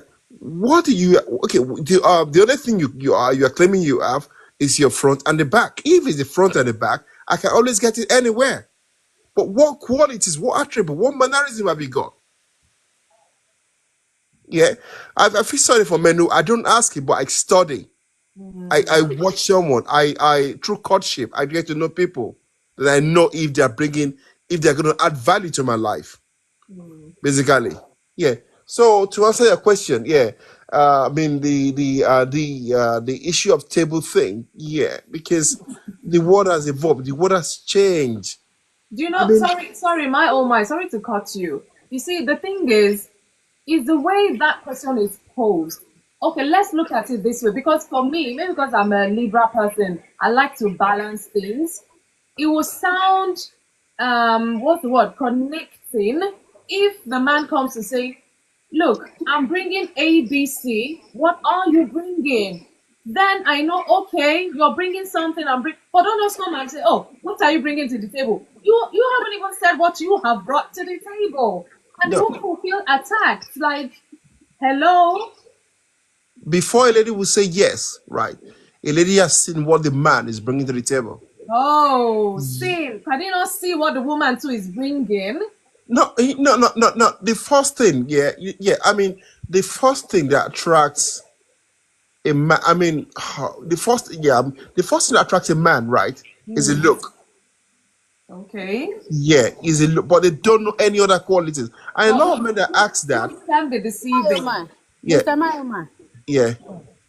Based Looks on what you can be just said now, deceiving. you said the first thing that attracts a man to a woman is the look. Yeah. You know that look is one of the major things she's bringing to the table. Thank you. Hey, You And, got your and, and face. gone. No, Do you know? and gone. Okay. No, no. bravo. Yeah. And gone. And gone. And gone. And gone. And gone. And gone. Okay. Yes. Is like you said, it's one of the major things she's bringing to the table. But when you're talking about marriage, right? you need more than looks. You know, you might be in a I you get might, what you're saying. yeah. I'm saying the way you said it like the look is not important. I'm You not know, saying the look is more important. What I'm saying is that look will be part of the Of thing it. that can be ruined while she's bringing life to your lineage. Do you know? Thank you for the hot me. Oh, somebody is asking, Oh, does the man have looks too? Like being handsome? they do. They Mr.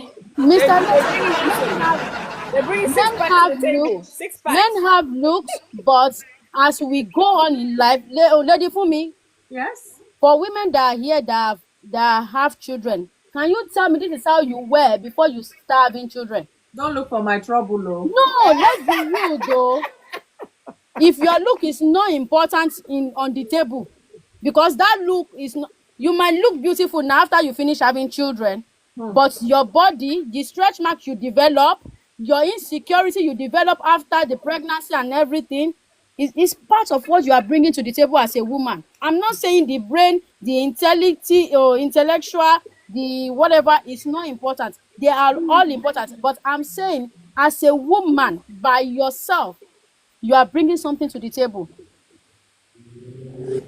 So the way you said it, Mr. Mayoma, I'm not saying you are not right, but the way you said it, please, that it got to the other side of me for some reason. Maybe that's why I asked. yeah, yeah. Omobolale said it was when I got to the States that I knew about sharing bills. Never saw my dad demand from my mom. Ooh. Ask me, oh, In truth, okay, Barry Tone says, in truth, the man's physical view doesn't remain constant. He may not be giving birth to kids, but we all know where the butt is that heading is to. true aging. That is true aging, but it's not going through all the other stress. True aging and hard work. Yes, it's Is the true. Yeah, woman not doing hardworking? doing full time and doing overtime. Is the woman not Just to fend for hardworking, the sir? family. Wait, is the woman not hardworking? Abi, it's me She that is thinking from my own perspective. she is hardworking. She's working, you are working, and I'm working. Exactly. And I still go through the labor of pregnancy, of breastfeeding. Sir, I think you Guys, can't. I said, but for that reason, I have to make heaven. Because I want to hear for from that Baba reason God alone, if that directly. is the only thing I'm Why, bringing to the wait, table, nobody should ask me question again. why my husband cannot have the first child and I will have the second and Yeah, he will yeah. have the third and I will have the fourth. If you now want number five, whoever now is ready to Lady carry five, Fumi, sir, do you know, Lady Fumi, Shebi, you know that some women from childbirth they become crippled. Some women become deaf because they gave birth to children or to continue your lineage. And Mr. women Mayoma, lose mind their life. yourself. Forget Oh. about that. Lose their life. my oh my, you have opened a can of worms. Yeah, No, No, no. no, I'm just trying to handle explain. this. Some even lose their life. I'm not saying it's not right. I'm just saying the woman that asks you what are you bringing to the table, that she wants a comfortable life, she wants a man with 6 figures, so that by the time she go through all that stress, she will be You able know to about function well. abandon her. Maybe. That's why. You know, No vex when we ask you. It's just that our life is going through a lot. Just because we want to be with you people. You people are stressed. Let me tell you, some years back, I had this sister friend. She's not Nigerian, but she married an Igbo man, and all the while when she talks, you can see the sadness. Like they've pumped her brain, her mind, everything that in Igbo land, firstborn must be a son. If you have a daughter, you will not be relevant, blah blah blah. And you could hear anytime she's sharing, she's so heavy-hearted regarding this thing. And after some couple of years, lo and behold, she got pregnant. And everybody was so excited. She said she didn't want to know the sex of the child because she didn't want to pass out before her time. And guess what? When she had a baby girl, and she refused to carry that baby. She refused to carry that baby because of what they have said to her. If he's not a boy, don't forget that they will go and find another woman from the village or whatever it is. And it took her days. They had to bring a counselor. They could not understand. He just had a baby and she did not want to touch that child just because of that. Now, when this woman was marrying, I mean, we all know how the science works. It's the man that determines what this woman, she's just an incubator. If you put egg, she will give you egg. If you put bread, she will give you bread. We all know these things, but you know, it's sad. It's very sad that when people are single, do they talk about these things really? Do they bring these things to the open and say, look, oh, if you don't, how would you even know that? It's silly, the things that people bring out there. I'm not We imagining talked losing my about peace it. of mind, going into depression just because I'm married. Lady Fumi, we talk about it. That's why those of us that talk about it, we are still waiting.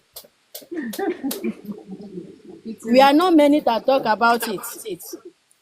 Well, it's a cultural shift with this table thing. It's a cultural shift. You know, what men. said. It's a cultural shift because men feel like I can understand where men sometimes come from in terms of this table thing because they feel like if women are demanding all these things, they too have to justify what they are bringing. But like you said, in a courtship, when you're dating someone, you will know what they bring. For example, you know if the person you're dating has intellect. You know, if that person is always able to, like, when you come to them with problems, able to like give you solution. You know, there's different ways you can bring things to the table. So you will find out during courtship if this person's adding, like he said, my said, like if someone's adding value to you. Obviously, no one's gonna marry somebody who's not going to add value to them. We all, we all, Either man to woman or I mean, yeah, Do you know? we all want to Do have you, add value. Yeah, go on. do you know what some women ask you, like, as a form of care, like, okay, the holy, oh, have you eaten? Have you poo? Have you vomit? That's the same question they go over and over and again. And when you tell them you've not eaten, it's not like they're gonna bring you food. They just ask, just repeat that morning, afternoon, and evening. Have you eaten? Have you poo? Have you done it? Mr. That's it. Mayoman, Mr. And that's a form Mayoman, of care. Mr. Mayoman, Mr. Mayoman, this is I'm hard. sorry to say, but there are other women there that will ask you vital question. You no go for them, oh. Now you going for the one wey go ask you whether you don chop abi you never chop. I just want to add to that. I was gonna say maybe it's the women Na you're you go for entangling them, with. oh, because the ones that are asking you, baby, have you eaten? Have you poo poo? Are you okay? They don't stress you.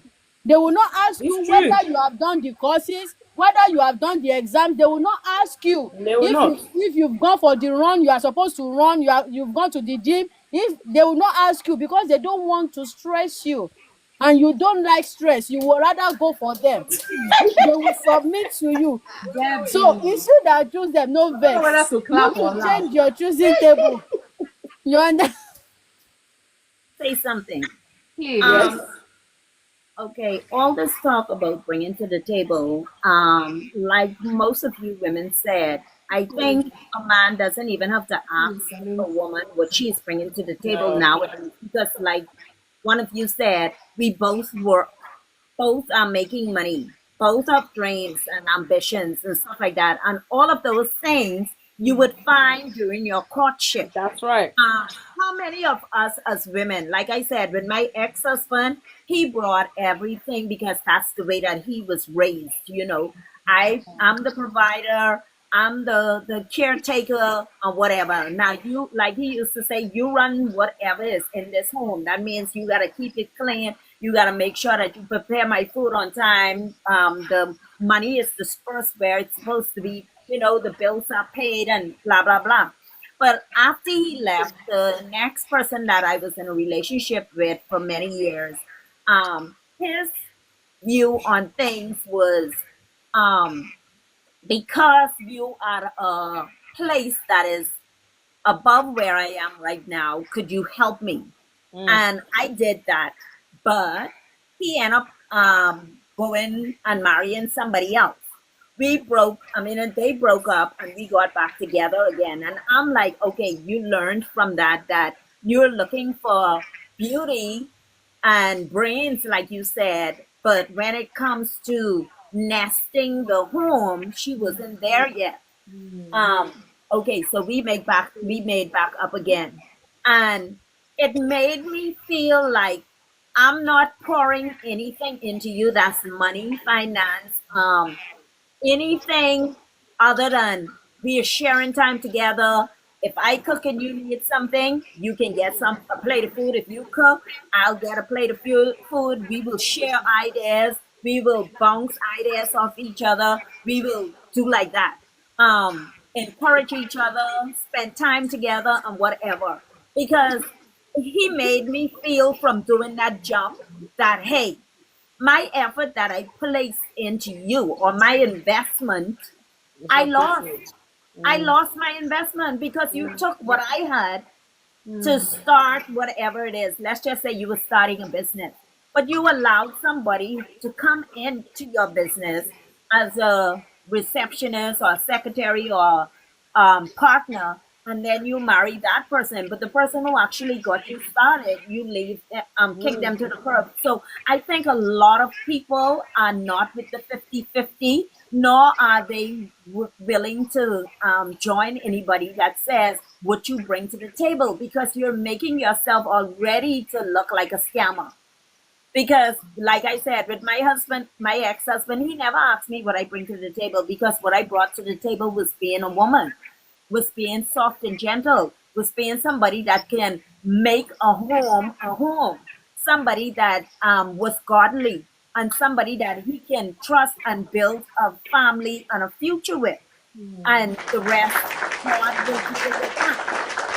But then the other person, like I said, even though he didn't ask me what I bring to the table, I just offered, because maybe because of how I was treated by my ex-husband, and that was a lesson for me to learn. I wouldn't do that anymore, because at the end of the day, I invested in you, trying to help you get where you would feel comfortable now being the man in the relationship. But I think for any woman, and I've seen that on TikTok as well, if a man needs your help as a female, you need to run, run, run, run, run. No. Wow. Before you say anything, my, I don't know if you wanted to say something before we carry on. Go back down. No, I don't want to say Sorry, I'm so anything. sorry. No, nothing to say. Are you sure? Are you okay though? I'm okay. Leslie wanted to say something before. Yeah, I know. I'm gonna ask Leslie before my other guest, because the truth is sometimes, like I'm not sure whether oh, thank you so much for having me. I don't know if I know you. We're trying to help each other here. That's why I said there's a lot of misconceptions out there that maybe we're not talking about, and this is the platform to talk about certain things that we need to address publicly, so that people can hear and make amends. Otherwise, we keep having broken singles going into marriage and becoming, in fact, please you borrow me the English to use for for something completely broken, so to say. So that I know times are changing, times are evolving and all of that. But you see, when it comes to being single or being married, there's certain things that if you tamper with it, there are consequences. No matter the what is it called now? Words fail me right now, but I'll leave it there. I'm sure you get what I'm trying to say. But thank you so much, my, for your contributions. We really appreciate you. At least another man is here. I want to hear from men's perspective. So Leslie, say what you have to say, please, and I'll go to Adasa. Yeah, thank you very much. Again, I appreciate what he's mentioned. I mean, I think he's giving kind of credence to why that statement is made. But I'm going to say that it's not. It's not. We keep making it look like what's happening is new. It's nothing is new in the sun. It's just that a lot of these things that are said now were once echoes. I remember being in uni. This is going back 2000, 2001. So I don't want to say how old I am, but I remember at uni, even back then, certain guys would say, and a lot of those guys that would say those kind of things, they were more like players. And they would be like, all guys who felt they had a lot of income, they had a lot of disposable cash, they would like behave like, what is she bringing to the table kind of behavior. So this has been echoed years ago. Yeah, It's over just that time. now we are saying it loudly. We're saying the quiet part loud today. So it's not a new thing. It's just that it's now becoming the dominant thing. And of course, obviously, they've learned it from somewhere. They've picked it up from somewhere. They've heard these statements from somewhere. It's just that now they have a voice to say online, Whereas back in the day, we didn't have the online thing to go and be putting all this stuff out there.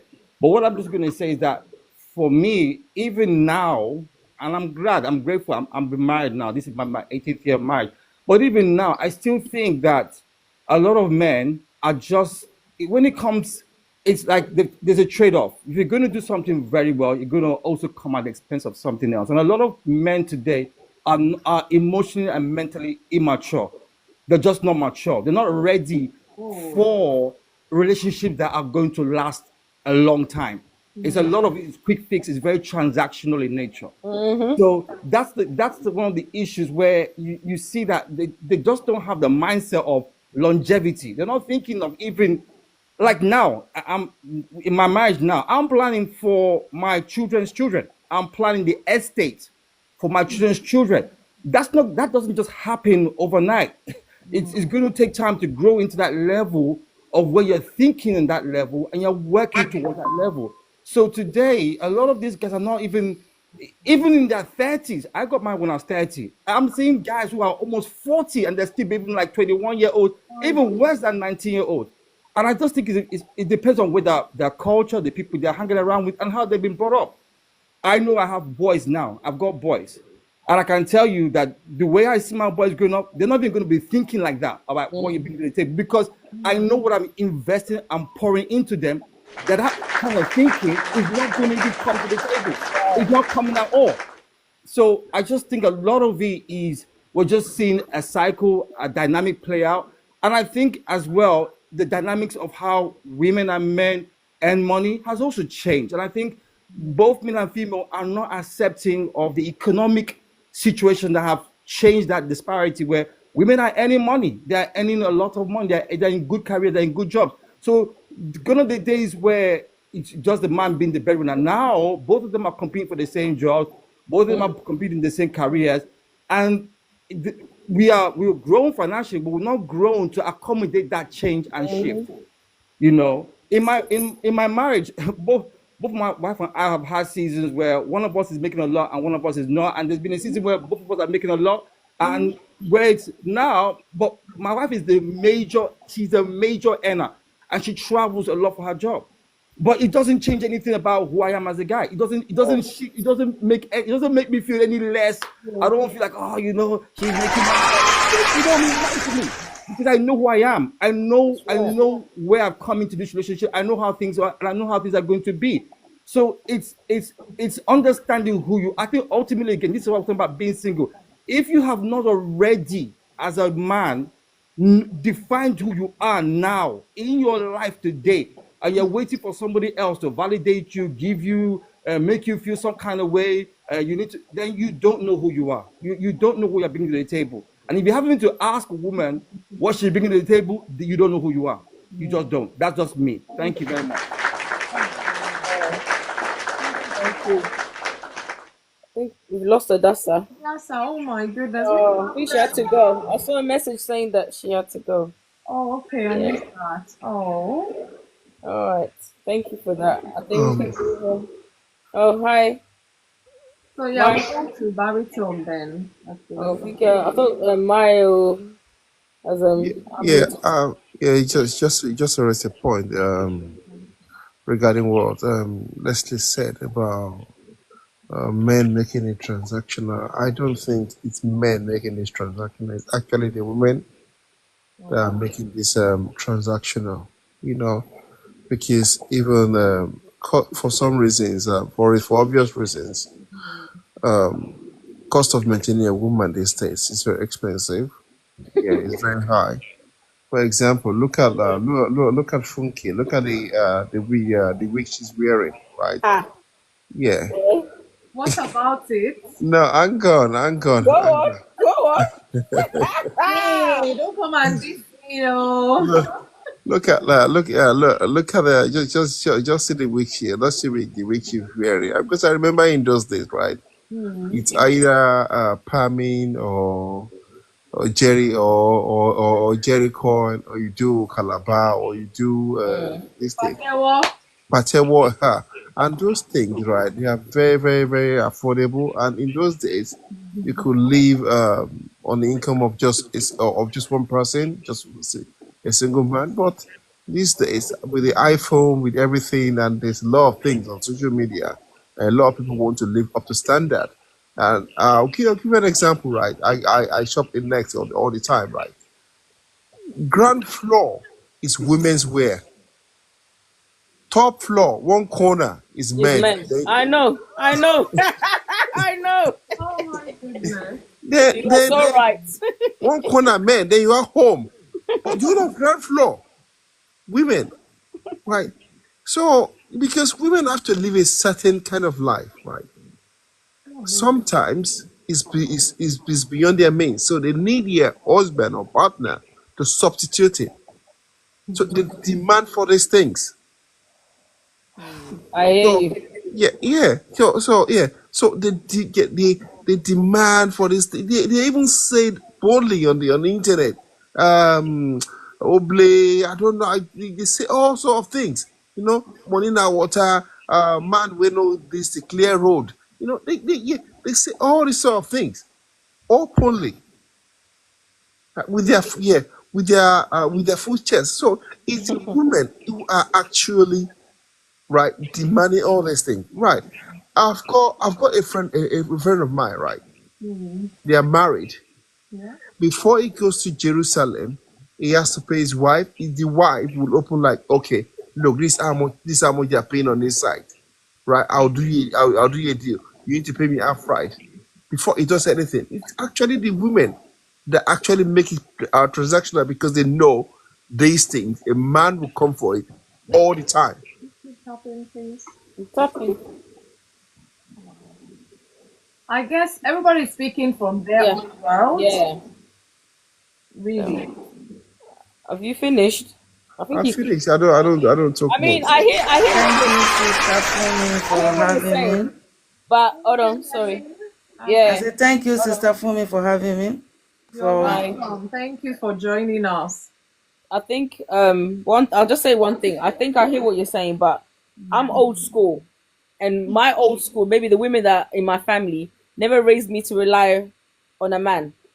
Do you know what I'm saying? For me, education was important. You building yourself up and when I say contributing to your relationship, whether it's working, looking after the kids, whatever you're doing, you do it well. So I understand what you're saying, but it's not all women.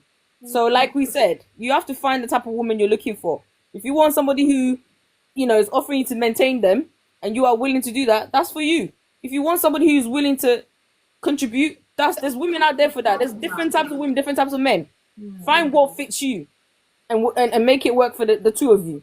That's all I'm going to say. Are we going to go to baritone? Before we go to Helene? He's been waiting. Thank you. And He's been waiting. Yeah? I've not been waiting. I've only just come up. Hello, everyone. Hello. Hi, Fumi. How are you, boss? I'm fine. I'm fine. It's nice. It's nice seeing everyone here. And hello, Les. So I did say I did make a lot of trouble from the comment section. So I said that the way God created us, charted from when Adam and Eve left the garden. For those who are believers here, that God gave each gender something to bring to the table. God gave each gender something to bring to the table. And when you talk about this question, what you bring to the table, it depends on how this question is couched. That's how I see it. If you look at it from one perspective, it might sound derogatory. It might sound disrespectful, or you're bringing down the other person. That is one way to look at it. Yeah. But the other way to look at it is that from a man who asked, I never asked. In my own case, I didn't ask. So sometimes I believe it's the man trying to know what is the woman, or what are the woman's values, what are her goals, how does she see, or what does she want in a relationship, and because if you look at it, relationships are meant to be partnerships. And, the two people are supposed to, if it's to be an equal union, you're supposed to bring something. You are supposed to bring something to the party, Yeah, you both of know? Yeah. So you bring something emotionally, you bring something mentally, and even in the practical sense. In my place, we have an adage, I am an Efikibibio guy. We say, Ameyon fono kan tiedo. Amenyong means welcome. Tiedo is like the Yorubas will say, well done for sitting down there. Like that's the greeting you give to someone who is sitting as you enter into the house. He's there. He's not going anywhere. He's sitting there. So I've said before on this live, see, for a woman, no matter how small a thing is that you go out to do to earn money, it is better than sitting at home to be a housewife. Because as each day passes, the value you have before your spouse is reducing, no matter how good that man is, no matter how God-fearing he is. Your value before him reduces gradually every day, because he goes out, you're in. He comes back, you're in. Regardless of what you're doing at home, you might even be the one doing more of the work, taking care of the kids, keeping the home. But he feels, it's human nature, So even in the practical sense, what are you bring? What are you, or what are your expectations? That's perhaps that's a better way to look at it. In an open chat. What are your expectations? What are your values? What are your goals, both short term and long term? Instead of perhaps asking, what do you bring to the table? What do you value in a relationship? How do you see us complementing each other? In this way, you can open up, a conversation. Personally, in this regard, looking at it from that angle, I don't see anything wrong with it. And if you perhaps, these are questions that people ignore, and they go as sorrowing, the day after they get married. And if some of us had asked questions like this, like, what are your expectations? Maybe we would have had, better marriages.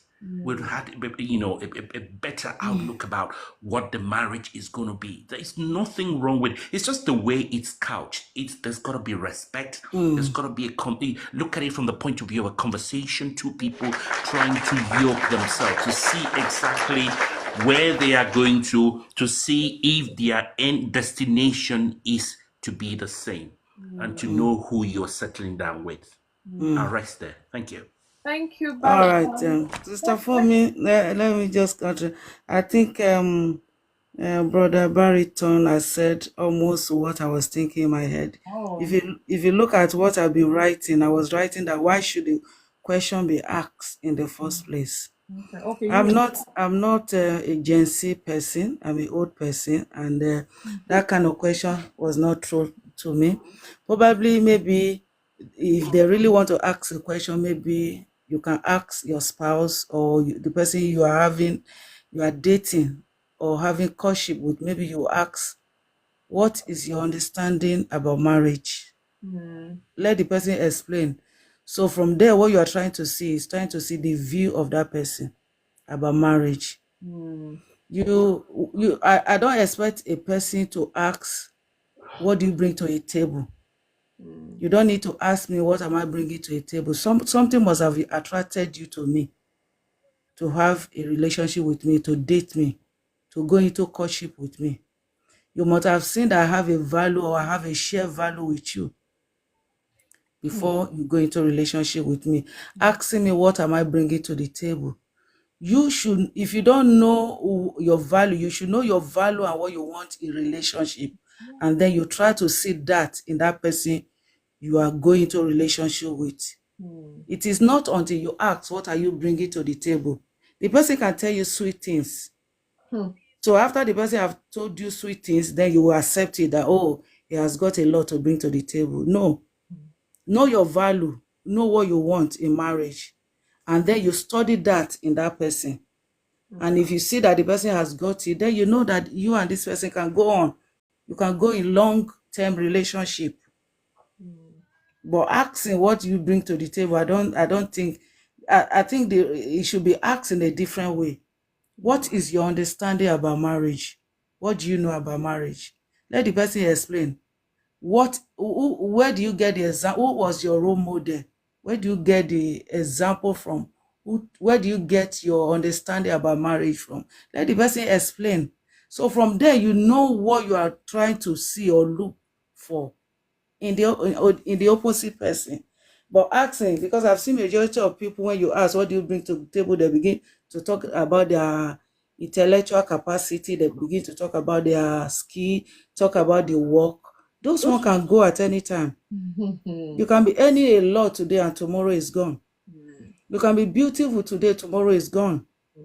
But your value, when you share the same value, it remains the same and it keeps the relationship longer.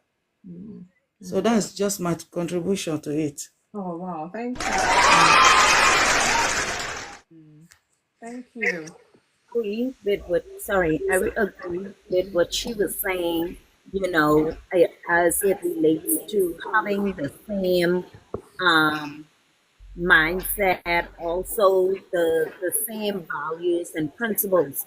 Because once you love a person's heart, their character, that hardly changes.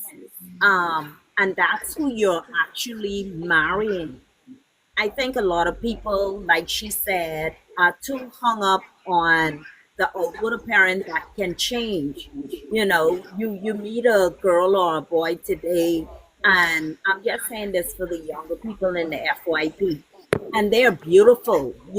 Everything is flawless. But what happens when they get older and they're in their 60s and, changes are coming, are you still gonna love that person? So those are the things that you should put on the table first. Do our personality, the type of person that I'm looking for, if I'm looking for somebody to help me build my house, then that's all I'm looking for. I'm looking for what type of money you make to add to the money that I have, so that I'm not saying that's what I'm looking for, but I'm saying persons who are going into a relationship. You're looking for somebody to help you build your place, or are you looking for somebody to be in your life the long term, where you both can build together? Because just like she said, both of you guys can be making $250 per week. And if you work hard enough, somebody probably start doing some kind of online investment, or has an online job security, something other than that $250. Or both of y'all start saying, well, on the weekends we're gonna find a third thing to do, and this is what we're going to do with our finances. You can go above somebody who's making, one partner is making $3,000 and the next one making $6,000, because it isn't all the time how much you make, but what you do with what you make. True. So at the end of the day, somebody may be making more, but they're taking their finances to travel around the world. Now, yeah, they're making more, but they're not investing. They're not trying to build a home or an apartment or get a business or anything like that. All they want to do is explore the world. So obviously you're spending more than you're saving. Another person may be making less, like I said, $250, but their mindset is, I'm making this, I'm going to stay in my mom's house, I'm going to have to deal with her rules and regulations, or me and my whoever significant other, if we get married, I'm going to tell her, well, okay, let's just rent a 1 bedroom. We can't rent a penthouse. We can't rent a condominium, because that is out of our league. We're going to do something that is small, which I will be able to pay for it alone. Your money is going to be towards us purchasing a piece of property, or us starting a business. see how much further they get than the person who is making the $6,000 per month, but they're spending all of their money on entertainment. So that's what a lot of persons, when they're getting into the relationship, instead of asking 50-50 and all of that, you see where your head is, where you're heading in life. Are we both going to be heading in the same direction? Is one person spending lavishly and the next one is not a spender? Or, is that person willing to curtail that behavior and say, well, okay, this is what I want to do as it relates to what we want to do together, because that person may be that type of person now because they were single and it was just them, and that's the way for them to Life. entertain themselves. But once you find a partner, that doesn't mean that, okay, that will be who they are once they link up with another person where they can share similar values and they're headed towards one common goal, because we all have our own particular goal. But when you find someone now, it becomes not only your goal but the joint goals that you're trying to reach and achieve. Thank you. Wow, my goodness, look at the time. Woman of Purpose, are you still there? I'm still here. Wow, look at it. Hot topic. Wow. Know thyself, know what you want, have conversations, and if you find the one that you want, go ahead. If you don't, move on. Honestly, I always say that a broken relationship, a broken engagement is better than a broken marriage. Because the marriage, you've gone before God, before man, and when you break, there's a whole lot of consequences. But this one, you're still trying to sit, and you know that it's not what you want. Just let it go. Just let it go and stop playing with somebody's life. You're playing with somebody's life and your life even as well. So as a single person, you don't know your worth. You cannot even define your worth. As a single person, you don't even love yourself, and you think, is this person that's coming to love you to make you whole? You're wasting your time. True. You're wasting your time. So God will help. Let's I think it's Helen. It's only Helen. Maybe after Helen we'll have to call it a day. My goodness. Hi, Ellen. Welcome. Hello, Helen. How was your birthday yesterday? It was actually really nice. I had a lot of friends on TikTok. I kept Send me looking, but I message. didn't see you anywhere. Yes, So I that's why saw. Thank you so I much. left a big cake for you. Yeah, no, thank you so much. I saw your message, your birthday message. Thank you. And what I had done is I decided, instead of, I mean, it's always good that people wish you, but on Facebook, I decided to post a happy birthday message to me, Oh, to celebrate me exactly how I am, flaws and all. being To yourself, exactly. Celebrate Yeah. yourself. And the amount of love that came pouring in Wow, that's good. was really sweet. Good. I was really shocked that by doing that, like I was like, I'm celebrating a new year. I'm so grateful Oh, you're muted, Ellen. he has given me this amazing life that I've had so far. Thank God for that. Funmi, I turned 55 yesterday. Oh, wow. So I have a lot of glory and thanks to God, Thank God. that He has just blessed me all these years on this earth, raising my kids by myself, Thank you, Helen. and, giving me so much strength and resilience. And it's through God's glory and God's grace and God's favor that I've been able to celebrate this many years on this earth. And I'm really grateful for that. So I wanted to celebrate me yesterday. So that's what I did. I posted a Facebook message saying, here's to me being stronger, wiser, to being so grateful, to thank God for all the blessings He's given me. Here's to love, to laughter, to many adventures. And I just celebrated me for the first time. Yeah. And it felt really good.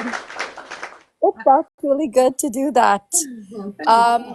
And then I had a lot of friends send me messages. So at the end of the night, I thanked everybody. I sent another thank you message to everyone, whether they were on WhatsApp, TikTok, Instagram, voicemail, text message, and I thanked everyone. So that's how I ended the night, and that's how I began the day by, yeah. And it was nice. It was nice to do it differently, Whoa, you know? to hear. That's good to hear. You had a wonderful day. I mean, Yes. celebrate yourself. You can imagine the Yes. outcome. Yeah. Imagine you didn't do that and you're waiting for people to come and celebrate you. Yes. Yes. I don't know Yeah. if you would have gotten so many messages, Yeah, and it was, you know what? It was so amazing to see how many people from around the world really cherish me as a friend.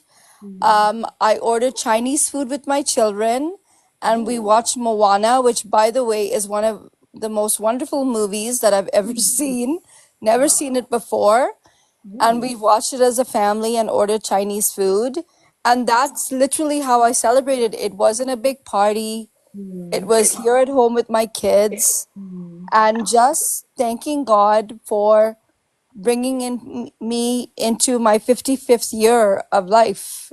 And Amazing. yeah, that's how I did it. Thank you, Women of Purpose, for the birthday If wishes. you want to say anything regarding the topic, because we'll be talking about being single and knowing that even if you're single does not mean you have to be lonely.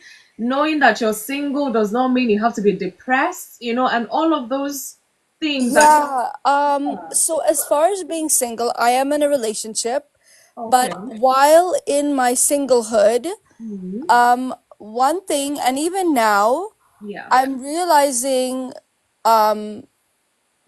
even now I'm working on that. I'm realizing that while being single, the more we pour self love into ourselves, the more when we get into a relationship, we can pour into each other as a couple. Wow. Okay. And the other thing I'm doing, especially in my new relationship, I asked God for guidance, and I had a really wonderful sister in Christ give me some absolutely beautiful prayers on how to pray to guide my relationship through God's guidance. Because in the past, I wasn't asking God to guide me. And so I got taken through these trials and tribulations, because God wasn't guiding me. And those relationships split apart. But by doing it this way, by getting God to guide me in my new relationship, I'm learning, the pitfalls and the ups and the downs, and how to work through it together, and how to be, because right now we're long distance, how to be right now apart and then come together. And one thing, because I'm a single mom, I focus on, as a single mom, is my children first, and also give to the relationship in whichever way I can, but asking God to guide me. Because sometimes we don't know how God's going to discern, and we don't realize that through God's guidance, we actually get little nuggets of advice on how to become better as individuals, so that when we come together in this relationship that God truly has for us, what we can contribute individually as well as together. So yeah, that's what I'm learning. And being single, it's not a bad thing. It's just a journey you take. Because for me, before I met my two partners, like unfortunately, my partner before my current relationship, he passed away.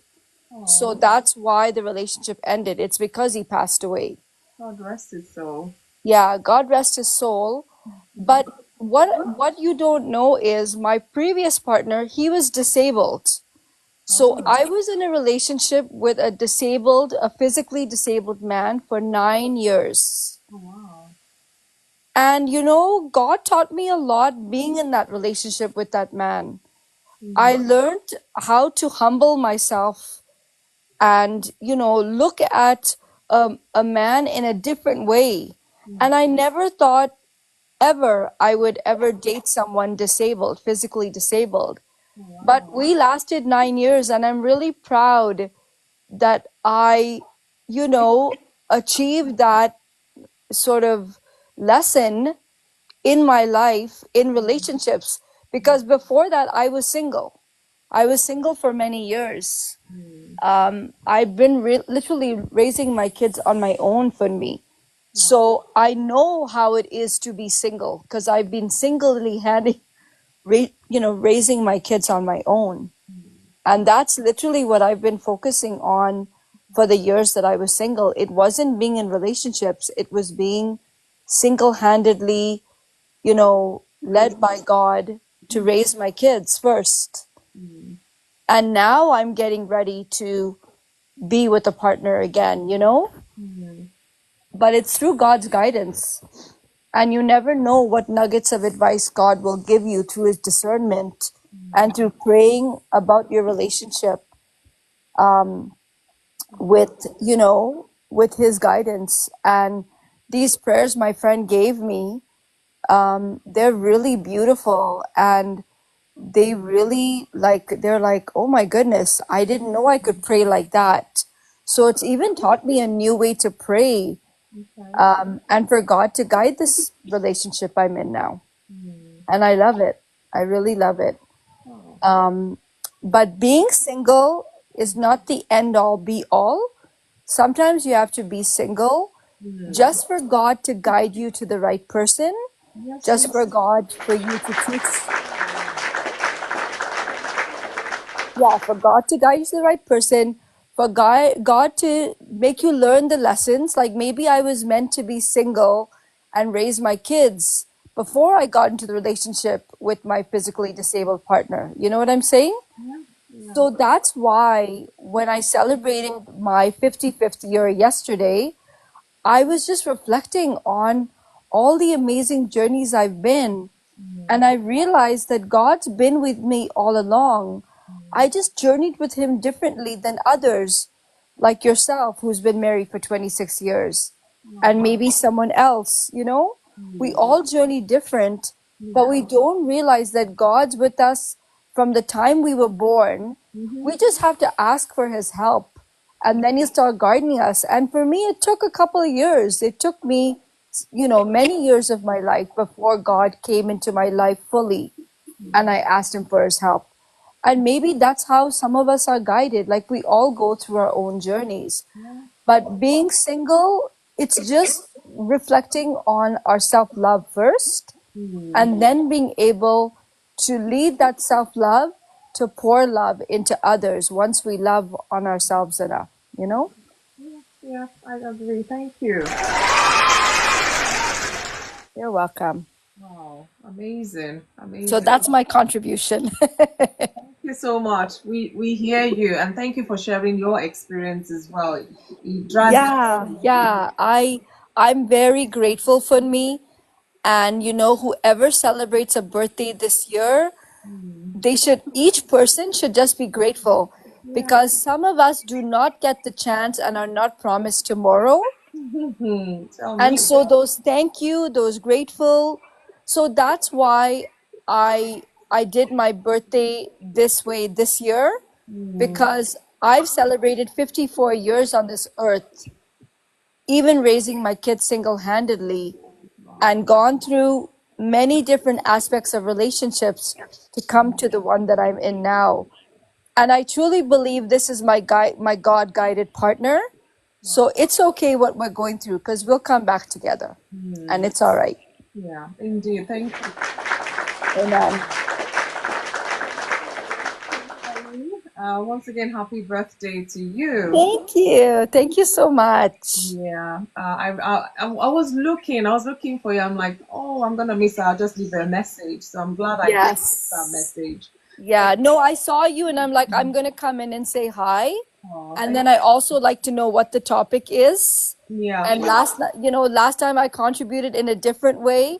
So sometimes you have to learn the perspectives from the people not yeah. in the marriage or not in the, and we all, Amazing. It's amazing that, I always give my talk before I let people in. It's because yes, every topic has different angles to it. yes, So when I give the yes, talk, at least it puts a bit of perspective to it. And in fact, it's amazing the direction it went today. Because at some yes, point, it's like we're even talking about being single and being in a relationship kind of a thing. yes, And that wasn't where we started from. Well, this is where we are at. And I always pray that yes, God, whatever is needed, let it come forth from this platform to people that will be listening. Because the truth is, somebody is blessed today. That is my belief. Somebody is blessed today. No matter yes, which yes, angle we went to and all of that. And I want to believe somebody is liberated today from thinking that because they're single, that's the end of life. Because they're single, they don't have a purpose. Because they're single, they should be lonely. Because they're single, they've been stigmatized, and all of those misconceptions that yes, come with yes. I singlehood. agree. Yeah. So I'm grateful. Thank you to all my contributors. Woman of Purpose, thank you. You're the best moderator in the world. You know that. She's I amazing. try. Past my bedtime. I know, that's how I'm like trying to round up now. Thank you so much. Honestly, I didn't think we would stay here this long, but I'm grateful. Thank you, Helen, Xavier. You're God bless welcome. you. I'm always grateful to be here. Thank you. Oh, thank Blessings to you. everybody, and may God continue to richly favor and bless each and every one of you and your families for the rest of this year. And whoever's celebrating birthdays, more blessings coming when you Amen. celebrate. Amen. Amen. Thank you. Thank you. Amen. God bless you. I really appreciate you. And Baritone, you came late, but you decided to stay. Otherwise that fight will not finish. But thank you so much, and thank you for your I didn't come late really because I was listening from the FYP like last time. oh, I I was, see. when I came in, you thought I was just coming in, but I was in throughout listening from the FYP Okay, okay, my because apologies. I just Okay. couldn't come in. No, no, it's okay, it's okay, it's okay. Oh, thank you. I see when you got heated up, you decide to come in and so Cool thank you things, for cool coming. temper down. Cool So temper down. exactly, thank you for coming in. I really appreciate you as well. Women of purpose, you be trouble. Thank you so much, Barrington. God bless you. Minister Sarah, thank you. Debbie, oh my God, Agatha, you have to forgive me. My goodness, I'm so sorry we kept you in the box for so long. My oh my, thank you. Who else? 813, thank you. And every other person, I'm trying to remember now, but I think sleep is creeping in kind of. Well, thank you so much for making it a wonderful time here on Insight. Like I say, one person touch, one person's life change for good is Yeah. all that we would ever pray for. And it keeps, going in that order. So to say, I touch your life, you touch somebody else touches the other person, and maybe we might just together make this world a better place for us all. And I'm going to leave us with this again, which was my final thought when I gave the talk. Your relationship status does not define your worth. Live fully, love yourself, and embrace the journey you're on. It's a journey. Singleness is a gift. Embrace it, enjoy it, and use it to become the best version of you. So, on that note, I say thank you, I love you, and I'll leave you tonight. Good Thank you night. so much Good night. to 100. everybody. God Thank Good you, night. bless. Good Mr. night. Good Night, night. everybody. Good Thank night. you so much. Good night, everyone. Good night. Good night. Good night. Helen, thank you. The two You're Helen. welcome. Thank you. God bless you, sis. God bless. Good night. Inside.